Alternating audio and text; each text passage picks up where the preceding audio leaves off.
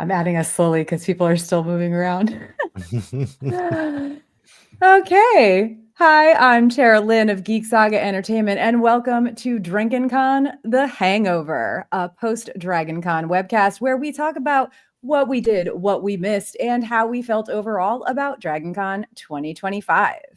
Today, I'm joined by the rest of the Drinkin Con 2025 crew, longtime Drinkin Con co-host Ashley, my regular podcast co-host Manny, and our special 2025 guest Daniel. So go ahead and reintroduce yourselves, remind people where they can find you online, and do not forget to tell us what you're drinking. Manny, you go first. We'll go Manny, Ashley, Daniel, because that's the order you are in on the screen. Yes, so I'm Manny. I am the co-host, and you can find me on Instagram at Manissimo Art and Facebook at Manissimo Art. And yeah, that's who I am. What are you drinking? Oh, I'm drinking only the best, youngling. You know, if you're gonna have a suitcase full of beer, you got to make it fit, right? So, all right, Ashley, how about you? Ashley, I've decided that Friday is the new Monday, so we're still at Dragon Con. And you can find me at Podcast of Ice and Fire. We're kind of on hiatus, but as soon as that book comes out, any day now, I'll be back at it. Or I guess the second season, or the Seven Kingdoms the show. Yeah. But yeah, I don't do much online other than that. I have my leftover White Claws. There's not very many of them, so I'm starting off with a gin and Campari. Oh, fancy. I'm Daniel. Pretty much, if you want to find me online, I run the Dragon Con Cocktails group, and I helped start the Dragon Con Cult of Rum shortly before Dragon Con this year. So we didn't do a whole lot, but if you like rum and Dragon Con, you'll probably see us doing some things.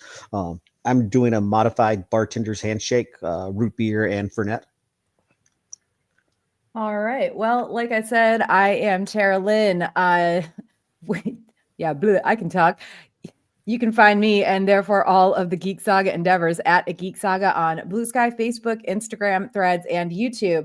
I have a mixture, a hodgepodge, if you will, of Dragon Con leftovers. I've got it in my actually Ice and Fire Con plastic wine cup thing, but I'm starting with my final espresso martini in a can. I love these things at Dragon Con. It's not something I would necessarily drink at home, but at Dragon Con, they're great to dump into like your morning's coffee that you didn't finish and like throw some ice on it. And yeah. And then after that, I'm going to switch to a vodka soda. And then once the vodka soda's gone, I have a single White Claw. And then I've got some leftover Daycation beers in case I get that far. But the pre-Dragon Con webcast was a little bit messy, so I'm trying not to make it that tonight. Real quick, just a couple other house cleaning items before we dig in. If you're watching this as a webcast on Facebook or YouTube, pretty please make sure to hit those like and or subscribe buttons. And if you're catching the audio only version on your favorite podcatcher, we could really use some more ratings, especially on Spotify and Apple Podcasts, and would super very much greatly appreciate it if you could take a moment to mark the Geek Saga podcast 5 stars wherever you're listening. And last but hopefully not least, we hope that you'll check out the Geek Saga Entertainment Patreon. We have a lot of tiers with just $3 per month getting you the most prevalent perk of early access to podcast episodes. And that is going to include recordings I have of hopefully 6 of my 7 Dragon Con panels coming out kind of spaced over the next couple months. So let's get into the drinking game rules. We drink whenever any of the following happens or is mentioned. Legacy hotel rooms, sky bridges, any of the cults are mentioned, but just the first time. And yes, this includes new cults if we talk about anything like that. A specific party is mentioned, but again, just the first time, like Bunny Hutch. I don't even know if they had Heroes and Villains this year, but Zombie Prom, I think it's another one. I haven't been to a party in a long time, honestly, because I'm always in panels, so like late at night somehow. And then when there is an animal related interruption, which is going to most likely, it looks like, be Daniel again this time. So Daniel, we thank you for your cat, or actually we thank your cat for their service, honestly. He settled down, so he should be good for a while. And then we each have a specific thing that we drink for. So Manny, what is your 1 or 2 things that people should drink for when you talk about it? It's really just one thing, and it's going to be a surprise. It's going to be a little bit different than I normally talk about, but it's going to be people's lack of spatial awareness. Okay, I know I've never mentioned that before, never at all, but that's what it's going to be. All right, Ashley, what about you? Oh, we can't hear you. You're not muted on my end. Sorry. There you go. What was the question? I was thinking about my cat when you mentioned pet interruptions. Does that count as a pet interruption? Honestly. What is your 1 or 2 things that we should drink for when you mention them? Well, still Final Fantasy 14 in particular. Maybe photo shoots if you really want to drink a lot. Pound down on it, yeah. We can stick with just Final Fantasy. I think this is the Hangover episode after all. Okay. Yeah. All right, Daniel, what about you? If I mention like a specific panel, because that's what I spend most of my time doing. And then if I bring up anything Dragon Con cocktail related. Okay. I feel like we need to narrow it down to just one of those, but then we'll just do the cocktails. So. Yeah. Again, if this was pre-Dragon Con, I would say let's go for it, but it's not. It is the Hangover episode. I am actually feeling pretty good. I didn't get sick this year, and none of you guys got sick, which is why we're actually doing this, or able to do it a week earlier than we usually do. This is the first time since before COVID that I haven't gotten sick after con. Although I do think there's a reason for that, which we'll get into later, but unrelated to any of you guys. But I'm just in shock because usually you got to take the week off after Dragon Con too, because I know I'm going to be bedridden. Yeah, I've gotten sick twice, not in 2021, and I can't remember what years it was. So like 22, 23, 24, of those 3 years, I got sick twice. I can't remember which years it was, but one of them, I actually might have not even gotten sick from Dragon Con because I got home and my stepkid had COVID and I didn't get sick until like 4 days after I got home. So I think it might have been him and not Dragon Con, but it still counted as after Dragon Con. It was miserable. Anyway, so, first, we're going to talk about what happened in Dragon Con news after Drinkin Con version 9.0, our pre-Dragon Con webcast. There's just a couple things here, and most of them are kind of like what happened right when I arrived at the convention or right when we arrived at the convention. The official Dragon Con page released phone backgrounds that you could download, like you could save to your phone, put it as your phone background with like fun Dragon Con graphics and a notice in the graphic that said, if found, return to whatever the main Dragon Con lost and found location is, which I found to be a really neat idea because yes, there's tons of other people in Atlanta. Yes, somebody might pick up a lost phone and just take it, but I would hazard a guess that most Dragon Con attendees, if they find a lost phone, are going to want to find its owner. So I thought it was a good idea. Like if you're someone who's prone to losing your phone and not like attached to it the way say I am, then it was a good idea. I thought to have this as something that somebody could put on their phone background and hope that it's a kind, either Dragon Con attendee or even just stranger from Atlanta who finds it and is willing to bring it to that lost and found location that was listed on it. So, and then I arrived at the Hyatt to find that it was sort of scary movie themed. Like it wasn't all out like the Hilton goes, but they were trying. So I have hopes for next year. Like they had a board where people could put notes with their favorite scary movies on it. And they had some little signs. I actually picked up a couple pins when I checked in that were like Hyatt scary movie themed. So I thought that was neat. And then Daniel, you also arrived at your hotel to find that it had a theme. Yeah, the Westin fully embraced the Westin waterfall earlier in the summer, I think maybe in May. Best I can tell, there was like a water main break or a pipe burst in the garage, and like water was just spilling out over the side of the Westin. So they had like little decals on the floor. They got a little Westin waterfall pin, and then like the check-in flyer was about your stay at the Weston Waterfalls. So we also have someone in the chat saying that the Cortland tried to do a theme as well. It was minimal. So, oh, and there goes my, I forgot to put this on YouTube only. I hate that. So hopefully we'll get a response as to what the theme for the Sheridan. I can't believe I actually just said the word Cortland out of my mouth. Okay, so general at Dragon Con stuff. We got a bunch of stuff that we talk about in this section. It's a mix of good and bad, so everybody bear with us, please. I do try to like mix it up a bit so that we're not just complaining for a long time. But anybody else love the secret food court being open all weekend? Because I certainly did.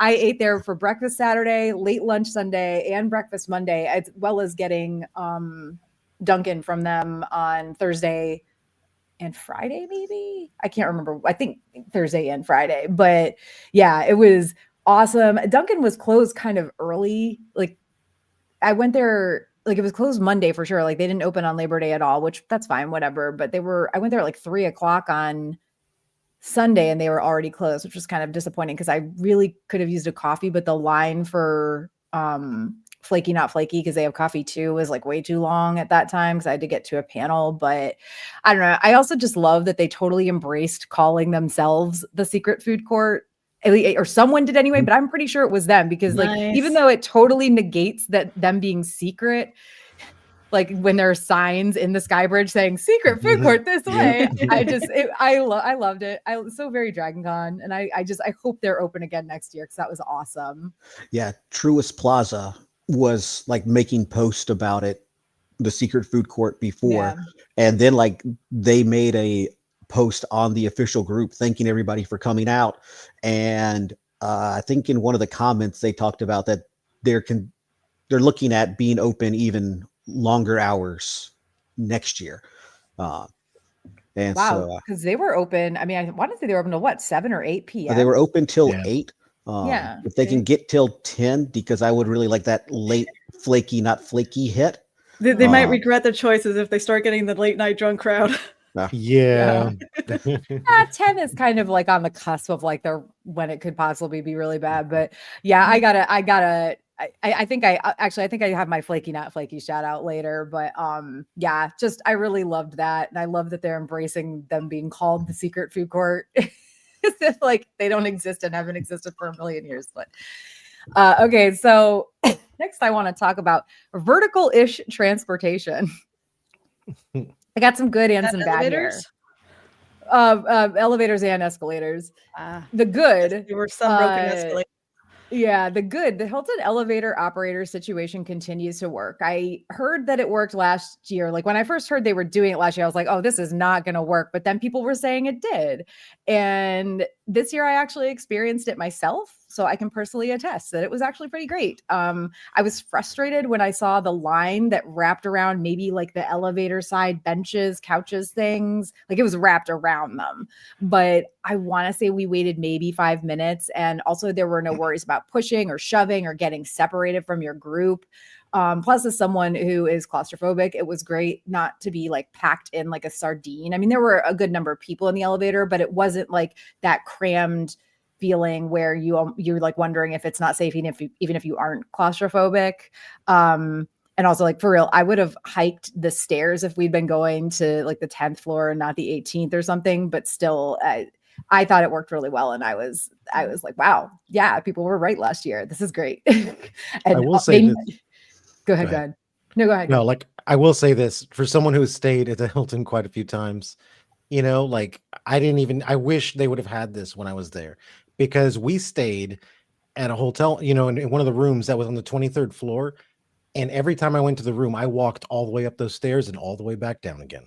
Okay. Because that was an absolute nightmare. Mm-hmm. Because it's like you said, these people pack you in like sardines. They try, everyone's pushing and shoving. And then you get that one asshole who's trying to jump up and down in the fuck. I pushed one of the guys out of the elevator one time when I was in there on my own, and there was a bunch of people and he started doing that. And I'm already claustrophobic and I hate elevators.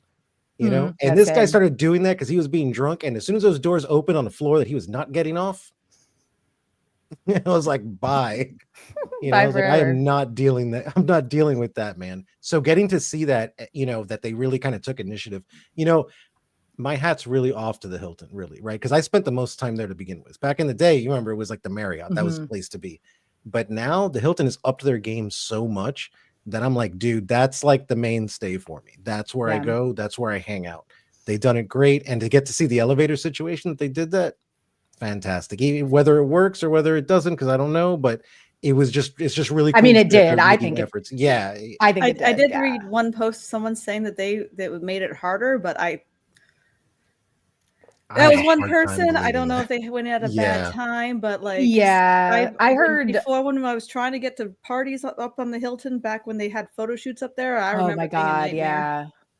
Well, and I'm like Manny. I think the highest floor I ever stayed in the Hyatt was the 8th, and that was a long time ago. But then I was on the 6th for a couple of years, and I hiked, unless I was in heels, which I don't even wear anymore, but unless I was in heels, I hiked that every single time, up and down.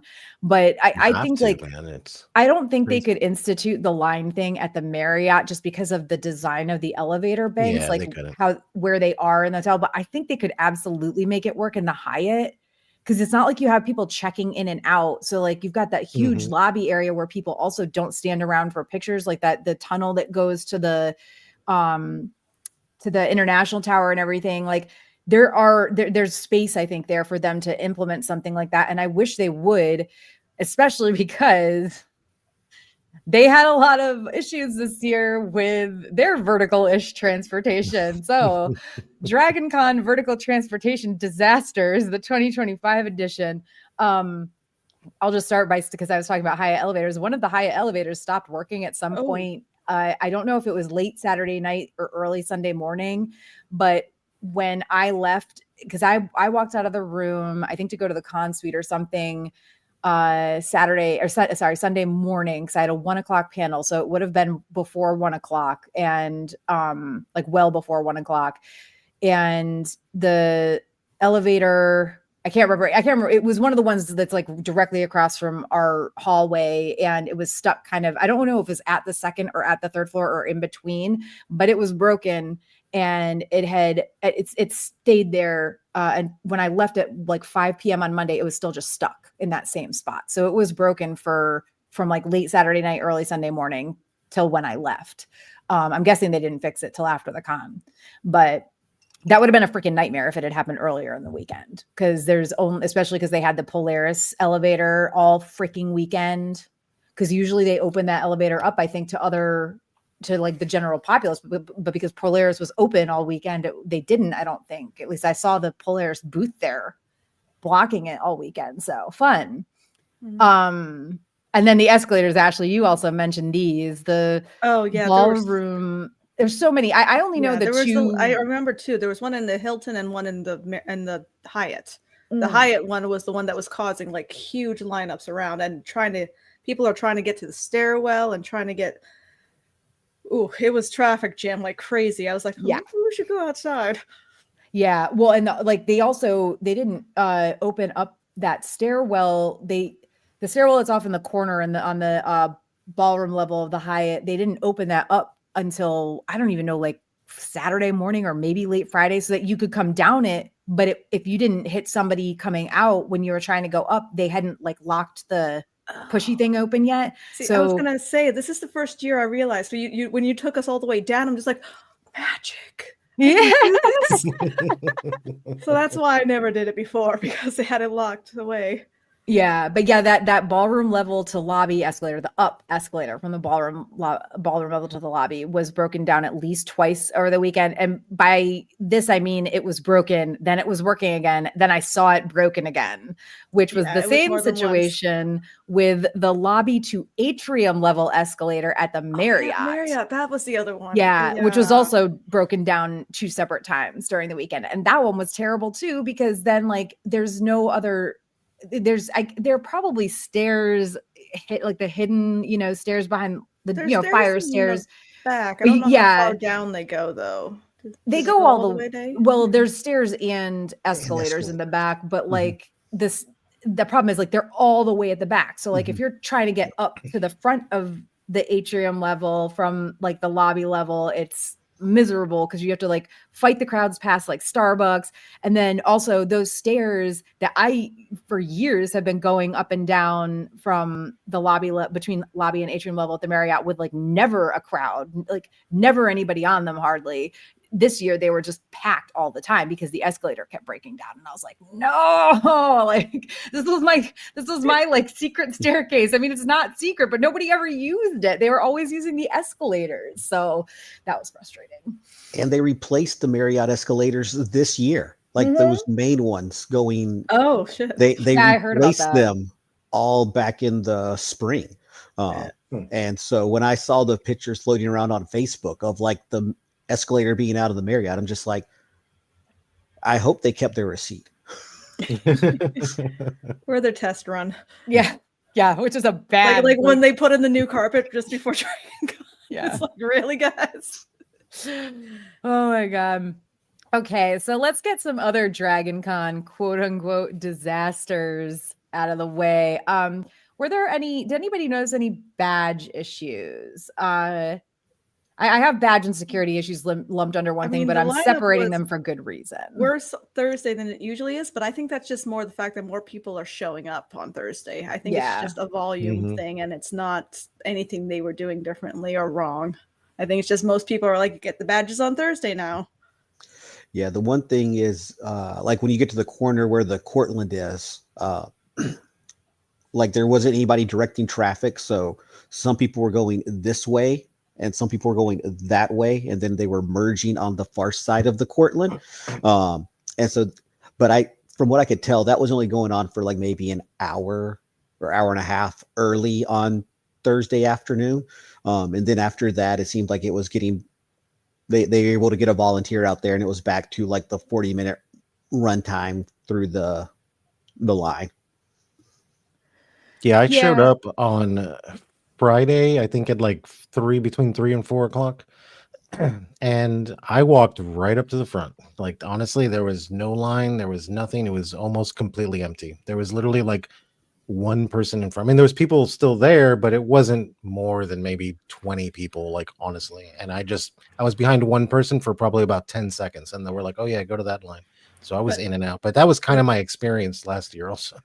The thing is, though, what I did notice is they're checking badges for the hotels on Thursday nights now, which if you they were rabid don't get about your badge, like, so yeah, and I don't agree with that. If the I don't either. Technically doesn't start till Friday. Technically, well, yeah, date wise it doesn't, but like they have events on Thursday, so to an extent I understand it. But like I remember in 2021, Dean and Nami didn't get their badges till Friday morning because they got in.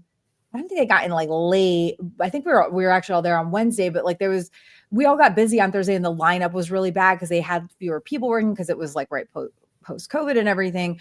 So they're like, well, we'll just wait till Friday morning, which by the way, that year Dean like walked right in and got the badges on Friday morning, no problem. But like they tried not to let Dean and Nami into the Hilton. And Dean was like, no, the con hasn't started yet. I'm coming into the Hilton. Like what? And they were like, ugh, fine, whatever. But this year they were checking them everywhere, like not on Thursday night, which is weird because they didn't do that the rest of the weekend, but they were checking them at either end of the Sky Bridge. It was like too much almost. And I don't know, like it just felt like people are still checking in on Thursday. Like what if you're driving in from far away? Like I don't mind them doing the security thing. They have we've had issues with people getting in the con that shouldn't be there. But they do have to account that people are arriving Thursday and some of them are arriving late. Yeah. Yeah, exactly. And like, and I get the okay, if you have a hotel key for your hotel, maybe if you have a hotel key period, you should be able to get into any of the 5 hotels. If you're in one of the host, or you know what, that discludes the people, the peasants in the hotels. I shouldn't say that. So yeah, there's got to be something. The poors. Oh, poor. Oh, those non-legacy hotel room holders. What would we ever do about them? Oh man, I haven't used that accent in a while. Actually, drink for that, guys. Come on. Yeah, that was actually pretty good. Bringing back the old legacy hotel room accent. Or maybe just any hotel key. I don't know. They got to do something to let people who are coming in late to come. Yeah, and like the rest of the weekend, like I said, it was like they were way more rabid about it Thursday night than they really were the rest of the weekend. Like the poor person that was sitting there checking them for people entering like from the secret food court, like if you had gone into the secret food court and then you were coming out, was very easy to skirt by during busy times. Not that I tried, but I saw other people doing it. Like I always just have my badge out, but like this is their first year doing it on the weekend. And when it was really busy, it's like, it's not a good area for them to be able to check everybody. And people can, I think, get in from outside. Yeah, so you could essentially, like, technically probably sneak by that person, and they weren't checking them on either end of the Skybridge, like right into the Marriott or right into the Hyatt. So, but yeah, I mean, I'm not like saying anything bad about that person or whatever. It was just an odd place to be trying to check badges, especially when they're not doing it. Like really, they shouldn't have had somebody there. They should have just had people at either end of the Skybridge, if you ask me. But also that causes traffic jams, which there were plenty of during the weekend. But yeah, they were like really hardcore about checking them for anyone entering the hotels from outside, which I did probably 90% of the time. I avoided taking the Skybridges and just, I keep saying Skybridges. Sorry guys, let's drink at least once for Skybridges. But yeah, like they were really, really strict about checking them for people going in and out of like, or out inside, like in from the front doors essentially. So that was, I mean, that's good at least. I also want to say, I did read some people being like, oh, this is the worst lineups in 20 years. I haven't seen them. It's like, I've only been going for like 12 years. And believe me, 8 years ago, the lineup was twice as long. You guys have, I don't know if you're lying about when you were here. Yeah. Or what's going on, because yeah, I mean, even or when though you it's been picked the up your worst badge, it's been in maybe the past 4 or 5 years, you start getting back 6, 7, 8 years. Yeah. Okay, so security stuff. This is, I want to get this out of the way because like this is where I'm going to stick with the awful stories I've heard about physical assault and sexual harassment at the raves and try not to get into too much else and not like talk about it for too long. I want to preface this by saying I am not saying that this is Dragon Con's fault at all, but these issues seemed especially rampant this year, and I really hope the con finds some way to address them next year. Because there was somebody I saw who got punched at the rave. I'm not sure what night. Basically, a guy tried hitting on her, and she was like, no. And then she was trying to like leave the rave, and it was kind of crowded. I think she said she was trying to leave the rave, and it was kind of crowded by the door. Maybe she was dancing in a crowd or whatever, and she got punched. And one of her friends, I believe, saw the person who hit her and was like, it was absolutely the guy who you like just said no to.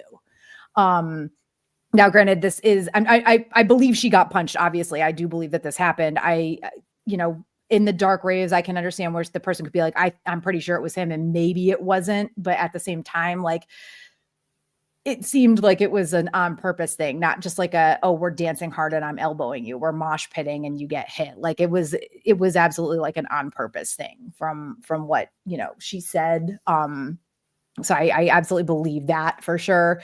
It's like, the worst part is like, oh, is it worse if it was some random just punching people, or like, or was this guy who like was hitting on her and she, was like, no to? Either way, ew. Then I was at the rave Sunday night and we went up to say hi to some friends, and they were like, when we went up to say hi to them, they were like, hey, sorry, we're kind of dealing with some shit right now because they caught some dude trying to take photos of like up the skirts of like the girls that were with them. So they had like security had been called over and everything because they had hit the phone out of the guy's hand or something. And the guy called the guy, I'm pretty sure. Oh no, drink everybody. But yeah, like I'm pretty sure what it sounded like was that they caught this guy filming up these girls' skirts or filming these girls' asses, you know, from underneath, and someone knocked the phone out of his hand and he went and called security on them. That's what it sounded like to me. Now, it was late, I was drunk, it was loud, but either way, whether this guy was an idiot who was filming up people's skirts and he called security on them for hitting his phone out of his hand, or whether they just called security because they caught this guy doing it, I don't care. But then I also saw a story on Reddit where this girl was saying like she basically had to abandon the rave because some guy was like following her around and was like all up in her business, like trying to lick her and stuff, and like would not leave her alone. And she rightfully so like freaked out and like ran off, like ran to the bathrooms, like to the women's bathroom, and then like snuck out and went back, you know, to her room or whatever, because she was afraid to go back in and have him approach her again. And like, this is just like 3 stories, one of which I like half witnessed because I was there when my friends, you know, when I went to say went to say hi to them, and they had just called security or had security calling them or whatever. And then one, you know, the story from Reddit, and the girl who got punched was also in that same thread on Reddit where the girl was telling her story about this guy like licking her and shit. This is just a lot, like, to hear, you know, accounts like that all at once. And I don't know, like, I don't know what Dragon Con can really do. My thought was, at least for the raves, to make everyone attending the raves wear their badge around their neck or pinned to the front of their shirt. Like, no exceptions. If you are in the rave, you have to have your badge in front of you at all times. This would rely on like security actually patrolling, and probably also on attendees immediately reporting someone who doesn't have a visible badge. But it's not by any means a great solution, especially as I know that maybe many people wouldn't want to have to do that. Like, I wouldn't want to have to wear my badge around my neck at a rave, but if that was the rule, I'd fucking do it.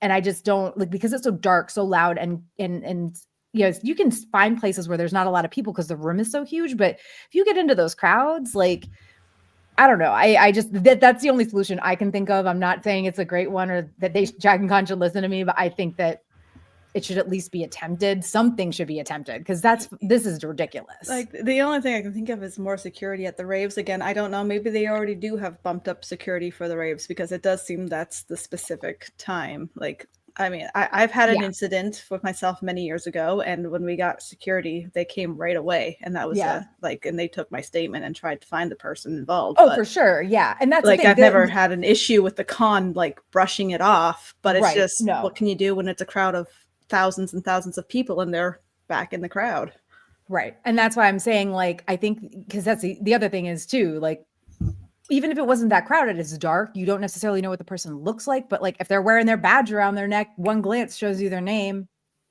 Like, I would, if someone tried to pull, and this is me, and I know not everybody would necessarily do this, but like, someone tried to pull something like that on me, and the rule was they had to have their badge around their neck, and they even had it turned around, I'd rip that shit off their neck and take it right to security, honestly. Like, that's the one like party at Dragon Con that I've always seen the weirdest stuff at, because it's literally like the last party, right? And anyone who is not hooked up with someone at that point is out there like a shark, you know, and you have to be like super careful, you know, with that out there, you know, because I have seen like weird stuff and weird people that I've had to kind of like pull aside and be like, bro, like, you need to fucking chill out, you know, because that's like their last, you know, these people that clearly have no charm. They don't know how to talk to people. They don't know how to like anything. Like, they just think they're just going to be grinding up on some girls randomly and stuff like that and try to get their like thing on. Like, that's the place it's going to happen. I mean, it's going to happen at all the raves, because let's face it, raves have always been, ever since the creation of raves, you know, that concept of spatial awareness doesn't exist. But in this instance, you have these people, man, and it's like, and this is the last one of the weekend. So that's where any weirdos and weird attempts are going to happen, is going to be at that place.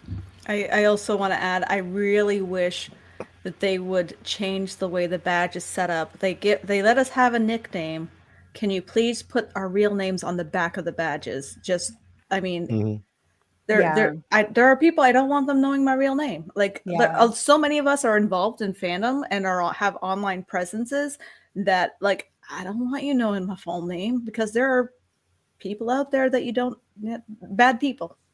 I just, you know, like, But also the reason they do it and the reason it's on the front is for security. But I mean, if they have the nickname and the nickname is tied to the real name, then Right, knowing exactly. the nickname should be enough to tie Yeah, it I to the real agree. name. Yeah, I agree. I think if you go to the booth when you pick up your badge, after you do it, I think that they can remove the name.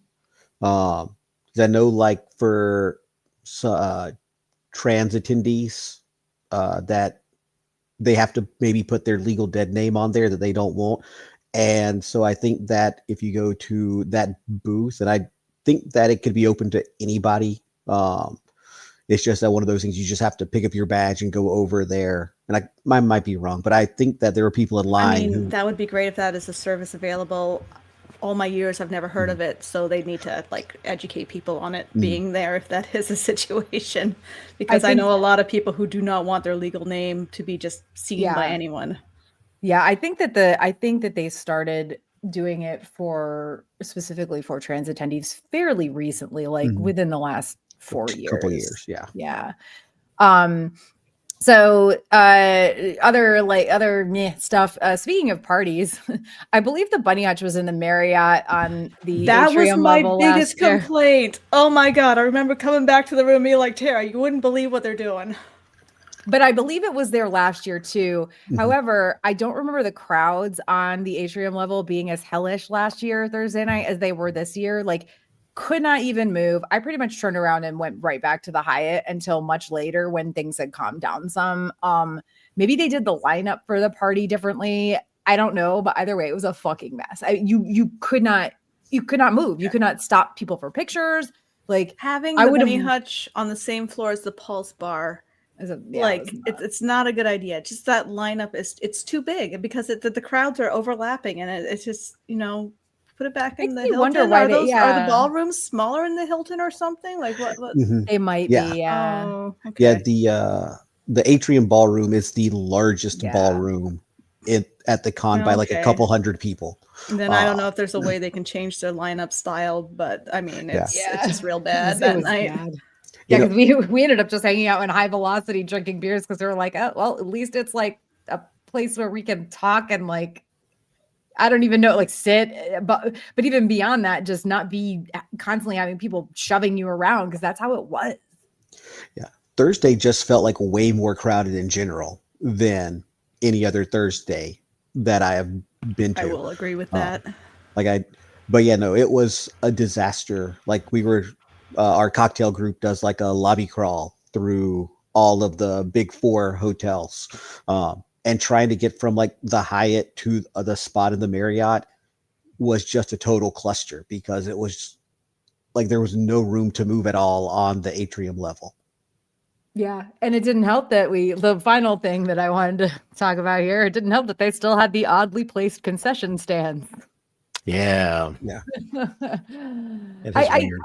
Monk's Meadery one I was okay with this year. I don't know what they were doing differently with it, but it didn't seem bad. The only time it was really an issue was during the Bunny Hutch because the lineup was butting up right next to it. Yeah. But the other one, the food one that they have like kind of behind the Pulse Bar and like along the edge there, just stop. Don't put that somewhere else. I don't know where, but somewhere else. They have a food place just down the stairs too. Like, why do you need another one? Well, so that's the one that I want to kill.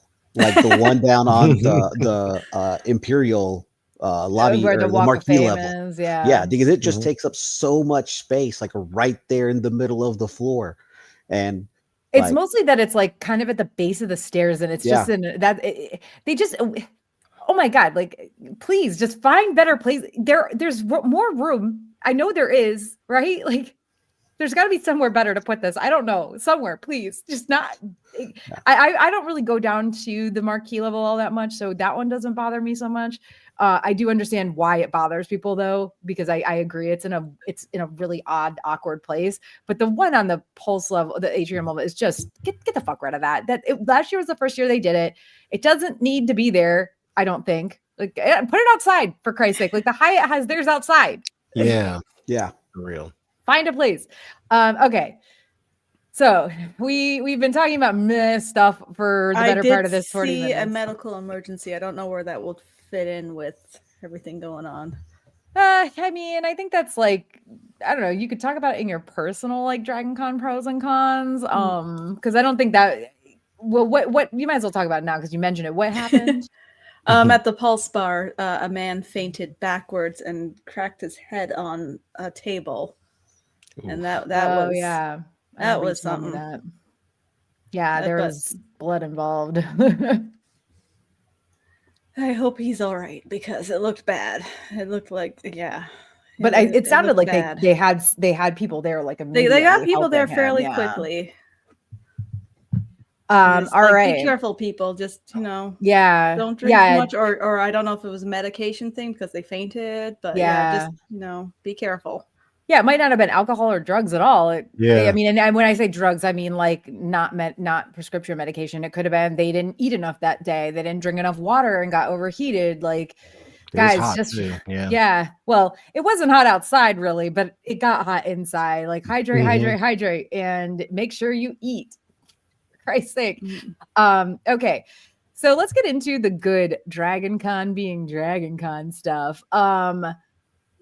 I'm gonna go back to my main thing I want to talk about here, but people kept trying to make new cults happen, but it seems they didn't really for this year. Like there weren't any really. I know Daniel, you mentioned like the rum cult, but there weren't any big new like wow cults, even though people kept trying to make them happen, which they need to happen organically, which we've been saying, right? For years and years, they need to happen organically.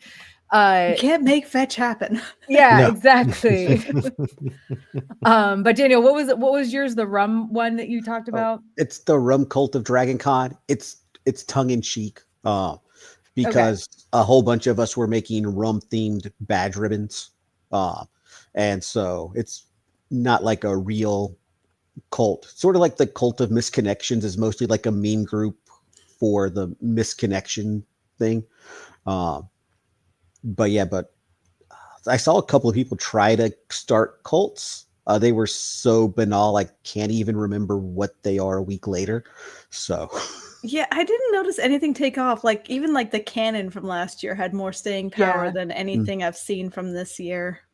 Yeah, the cult of the cannon in the hall. Did anybody see the cannon this year? I saw pictures of it online. So was it at the con this year? I think so. Oh. I think someone like posted a picture of seeing it in line for something.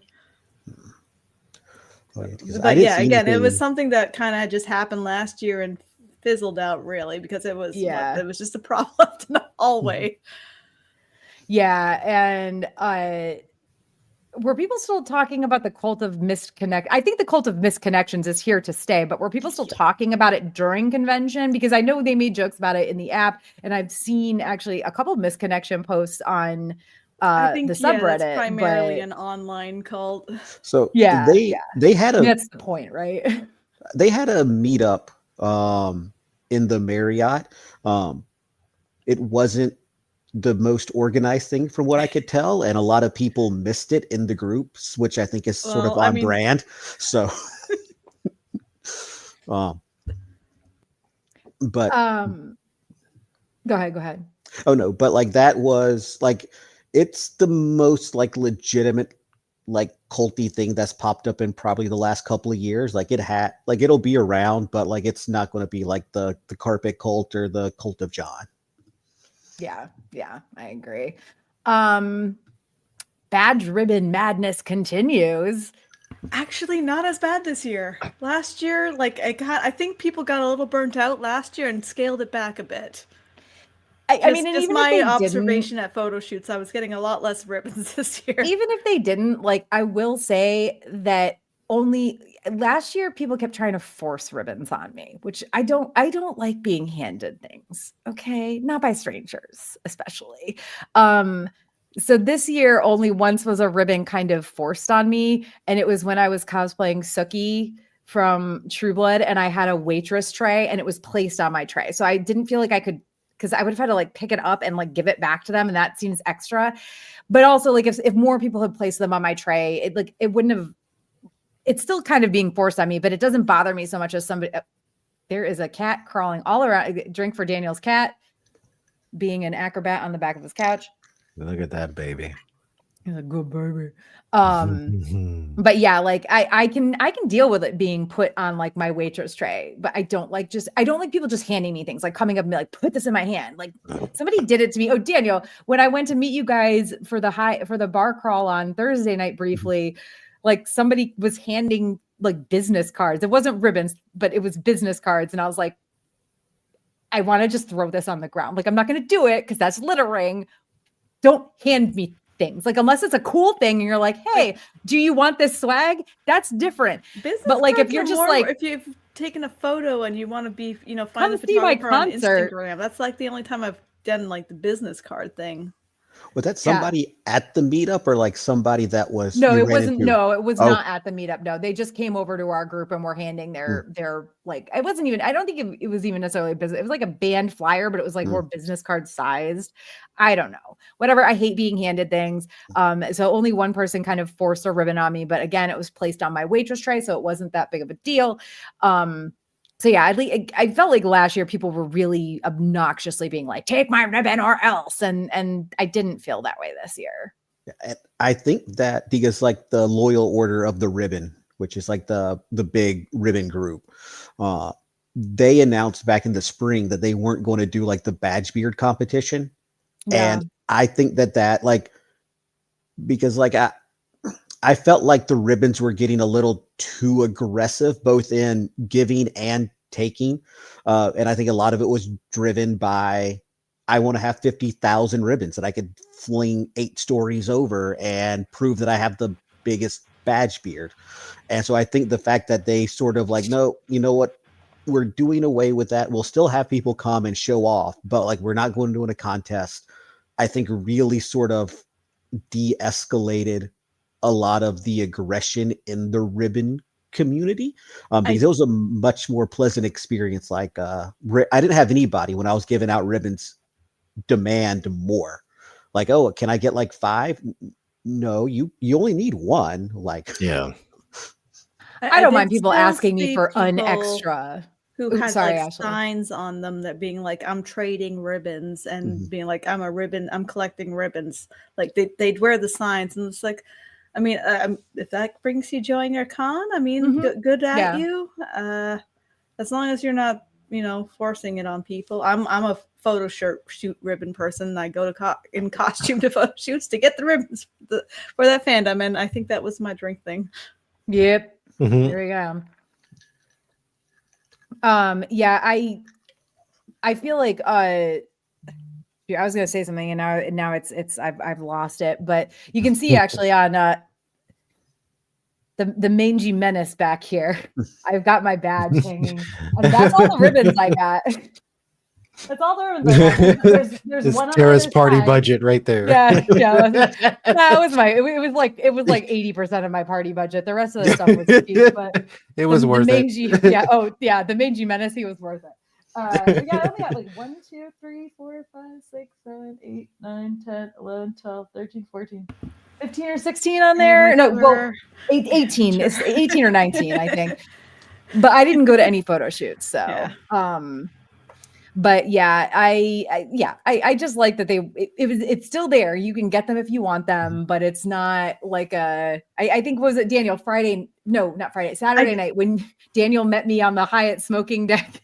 When I found Keith, Ashley, I went outside to vape for a minute, and Keith is just sitting there. I was like, what are you doing? He said, waifu is in bed. So I just came to hang out. And I was like, all right, I'll hang out with you. So Keith and I just sat there hanging out.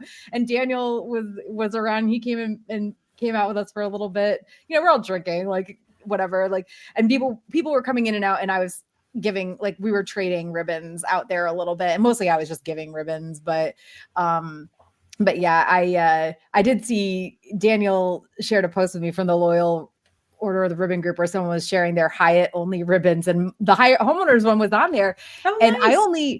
I only gave that to people this year. I gave it to our roommates and like a couple, of my friends or whatever that were around. But other than that, this was a stranger. As far as I know, I don't know this person. So I only was giving them out on the Hyatt smoking deck on Saturday. I was asking, I was like, well, you can have this, but only if you're staying at because I don't have that many left because they're from last year. So I'm like, that has to be a smoking deck person. It has to be, right? I will say I am collecting all my ribbons. I intend to one day, when I don't know, maybe in 5 years, but I will sew them all together, and I want to make like a giant flag, banner, or whatever of everything I've collected. But I'm also a person who does not want to collect ribbons for ribbon's sake. I am only collecting them from photo shoots and group meetups that I go to. I don't want a random ribbon. I want a ribbon that means something to me.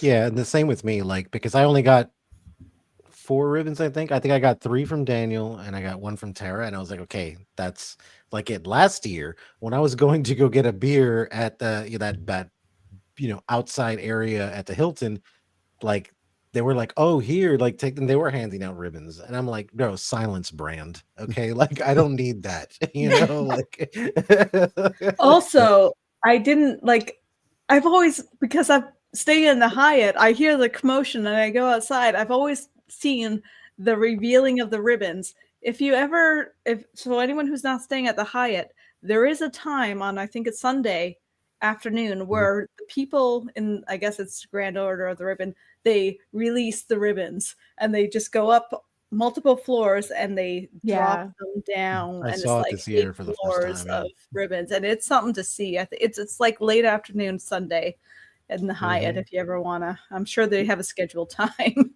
Yeah, I think it's in the app. A lot of their big things are in the app because it's so popular now, even as an unofficial.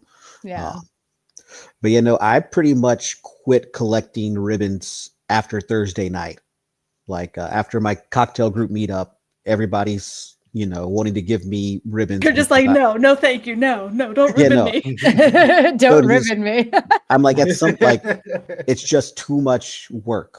Like I get like 20 deep, and it's like I got this thing just waving around. And now the Drunken Dragon Hotel did send a Drunken Dragon Hotel badge that I was keeping. So that allowed me to sort of like double, because the ones that I appreciated getting but did not speak to me, or that were like the big, like oversized ribbon, went on the back badge. And then like the ones that were from like my good friends, or the ones that I thought were like really cool, they went on my main badge. So that allowed me to like double up. But yeah, there was a couple of times where I would give them out and somebody would be like, oh, do you want? I'm like, oh, no, thanks. Like I've reached my limit. Make sure you give it to like somebody who is going to love it as much as you love making it. Yeah, this year I only put a couple on my badge because last year, again, I said it got out of control. I was like tying it in knots, but this year I only kind of did like a couple. Yeah, I had 4. I had 4 on my badge all weekend, and the rest of them I put on when I got home. So I have a stack like this thick still in my bag. That is there not like a standard size for those? Like it seems like there is. Well, so the Dragon Con badge is thinner than the average convention badge. So you have to know. So most of your ribbon sites are going to default to the wider size. Yeah. So if you don't know the Dragon Con badge is the smaller, then a lot of people, they make like a bulk order for like all the cons they go to, and so they do the wide one that fits most of the badges. That's why I always suggest ordering ribbons from my buddy Chuck. I think his company is Fandomaniacs. He will always make sure that your ribbons are the proper size for a Dragon Con badge. I feel like I'm doing an ad. Actually, I am not tonight too. I am not paid to do this ad. What'd you say, Ashley? I have a Chuck ad as well tonight to do. Go ahead. What were you gonna say? If you were in the Marriott Friday night at about 5:30. You might have seen a random wedding on the first floor of the Marriott.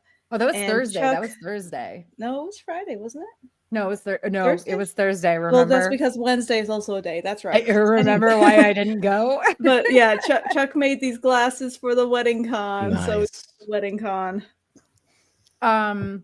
All right, so I have 2 more like Dragon Con being Dragon Con things. One is actually like more an attendee thing, but someone who's on Reddit did an unofficial challenge hunt that allowed teams to participate, which I thought was really fun because usually the challenge things are more like you go to find a quest and it's like a one person thing. And it sounds like it was really well organized and it went really well, and they'll be doing it again next year. So I'm going to keep an eye out, because I missed the Reddit post where they said they were doing it this year, but they use a website or an app or something called Thrillify to run it.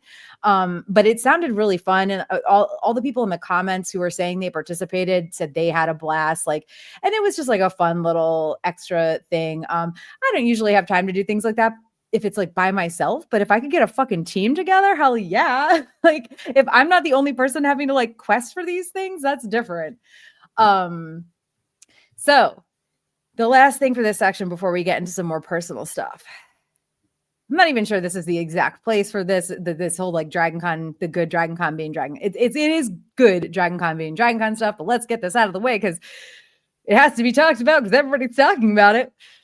The quote, artist, unquote, who was removed from Artist Alley in the vendor hall for slinging AI slop. The TLDR, and I've read a bunch of threads and posts and articles on Reddit, on threads, on websites about this. Okay, so I am well versed in this situation. The TLDR is that this person used a fake portfolio. I believe he used someone else's, maybe his girlfriend's actual art to get accepted into Artist Alley, not the general vendor room, guys, Artist Alley. But then the prints and or whatever else he was selling turned out to be either mostly or all, or mostly or even, or possibly even all AI slop. Yes, guys, Dragon Con does have an anti-AI art, big time quotes around art there, clause in their agreement, definitely for Artist Alley, but I've heard tell they also have it for the general vendor area too. When the person running the AI slop booth was asked to leave, he refused and was eventually escorted out by the police because of this. Huge kudos to Dragon Con for handling this situation. I've seen some people complaining that it didn't happen until the last day of the convention. And I don't know if I honestly don't know if it happened Sunday or Monday. Because that was one thing I couldn't find exact information on, like when they actually removed him. And I get that being frustrating. But the problem is like they had to receive a complaint and then actually investigate it before they could summarily remove this jerk. And because he did submit an actual portfolio, it was more than just, it wasn't super simple for them to just be like, oh, well, we have a complaint, we're going to go remove him, right? They have to go look at what he's got. They have to like review what he submitted in his portfolio. So yeah, like they had to receive a complaint, actually investigate it before they could summarily remove this jerk. And I'm certain it wasn't the only issue. Like the vendor/Artist Alley volunteers, just a reminder, were having to deal with all weekend. Point is, they got it done and didn't just, let it sit or ignore the complaint. So snaps for Dragon Con for taking care of that. And also snaps to them for actually having a clause in their for sure Artist Alley, but like I said, I've heard tell it's also in their vendor room agreement that you aren't allowed to sell AI, prints as at all, I think. Yeah, I've been seeing a lot of people arguing about what AI art means or whatever. It's like, it doesn't matter. Dragon Con says no, it's no. Mm-hmm. Just that's it. Well, and also you it's can have against your debate online or whatever, but Dragon Con's rule is no. So it's no. Yep. And also it's against the rules to submit a fake portfolio for Artist Alley. And also I saw something that said that you could purchase the prints, but they weren't there on site until that day. I think this was on Monday. So like people were coming up and basically buying things in advance. And like the thing is that they knew how many orders they had, and that they can do like a quick print of like the AI stuff. Yes. Someone who knows a lot of people in Artist Alley that have to deal with printing their own shit and bringing it to con and risking it getting damaged at con. Mad. But yeah, no, people were paying. You're right, Daniel. People were paying ahead of time. So like if you were one of those people who paid for this person's shit ahead of time and did not get what you paid for, do a charge back on your credit card. Yeah. At this point, that's probably the only way you're going to get your money back, because the person, before they made all of their like social media private, because they did do that, but before they made all the social media private, they were like commenting like, ha ha ha, we just made so much money, but like they were just being assholes too. And also, they refused to leave when Dragon Con came and was like, you gotta, like, you're out, you gotta leave. They refused to leave, and Dragon Con had to get the cops involved. Like, dude, I think it's I feel like it's always been a battle, because now the AI, art thing really brings it to like, like forward. But back in the day, man, there was booth people selling other people's art. Oh yeah, that's like always been printing an issue their own too. stuff. Yeah, like it's literally been like a thing, to where it's like, I mean, let's face it, AI art is just other people's art mishmashed together, right? I mean, in the end, it had to get it all from somewhere, but it's interesting to see, because I think that was one of the things that was like always kind of contentious, because it wasn't like protected back then. I had friends that were really good artists, and their stuff were winding up on many people's booths, and they didn't do crap about it. I mean, I guess like, not to completely blame, Dragon Con, is that there's no way to really like prove that, right? As opposed to like AI art, you can look at it and look, there's 6 fingers on one hand and 4 on the other. Like, it's AI, like, come on. Yeah, I think that the problem with like stealing other people's art has always been an issue. But the thing is, like, all you can do is report it, right? Like, that's all you can do, and prove that it's yours. Like, I have several friends who are artists who are constantly having to report shit on like Redbubble and stuff, because people are stealing their shit and having it printed on stuff on Redbubble. And every time I see one of my artist friends posting like, oh my God, this asshole on Redbubble or T Fury or whatever it was stole my art, like, yes, I will be one of those people who will immediately go report it.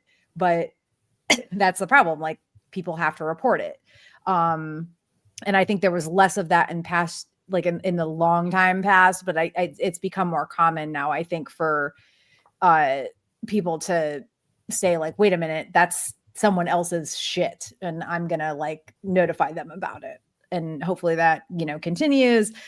So anyway, okay, so that's out of the way. If anybody has questions about what happened with the AI guy, I don't know, man. Like, just be careful how you search for it, because like I stumbled upon some video today where the guy was like, oh my God, anti-commerce Dragon Con removes AI artist. And I was like, excuse me, what? Anti-commerce? Like, he's taking a booth spot from an actual artist. Exactly. Like, that spot would not be filled.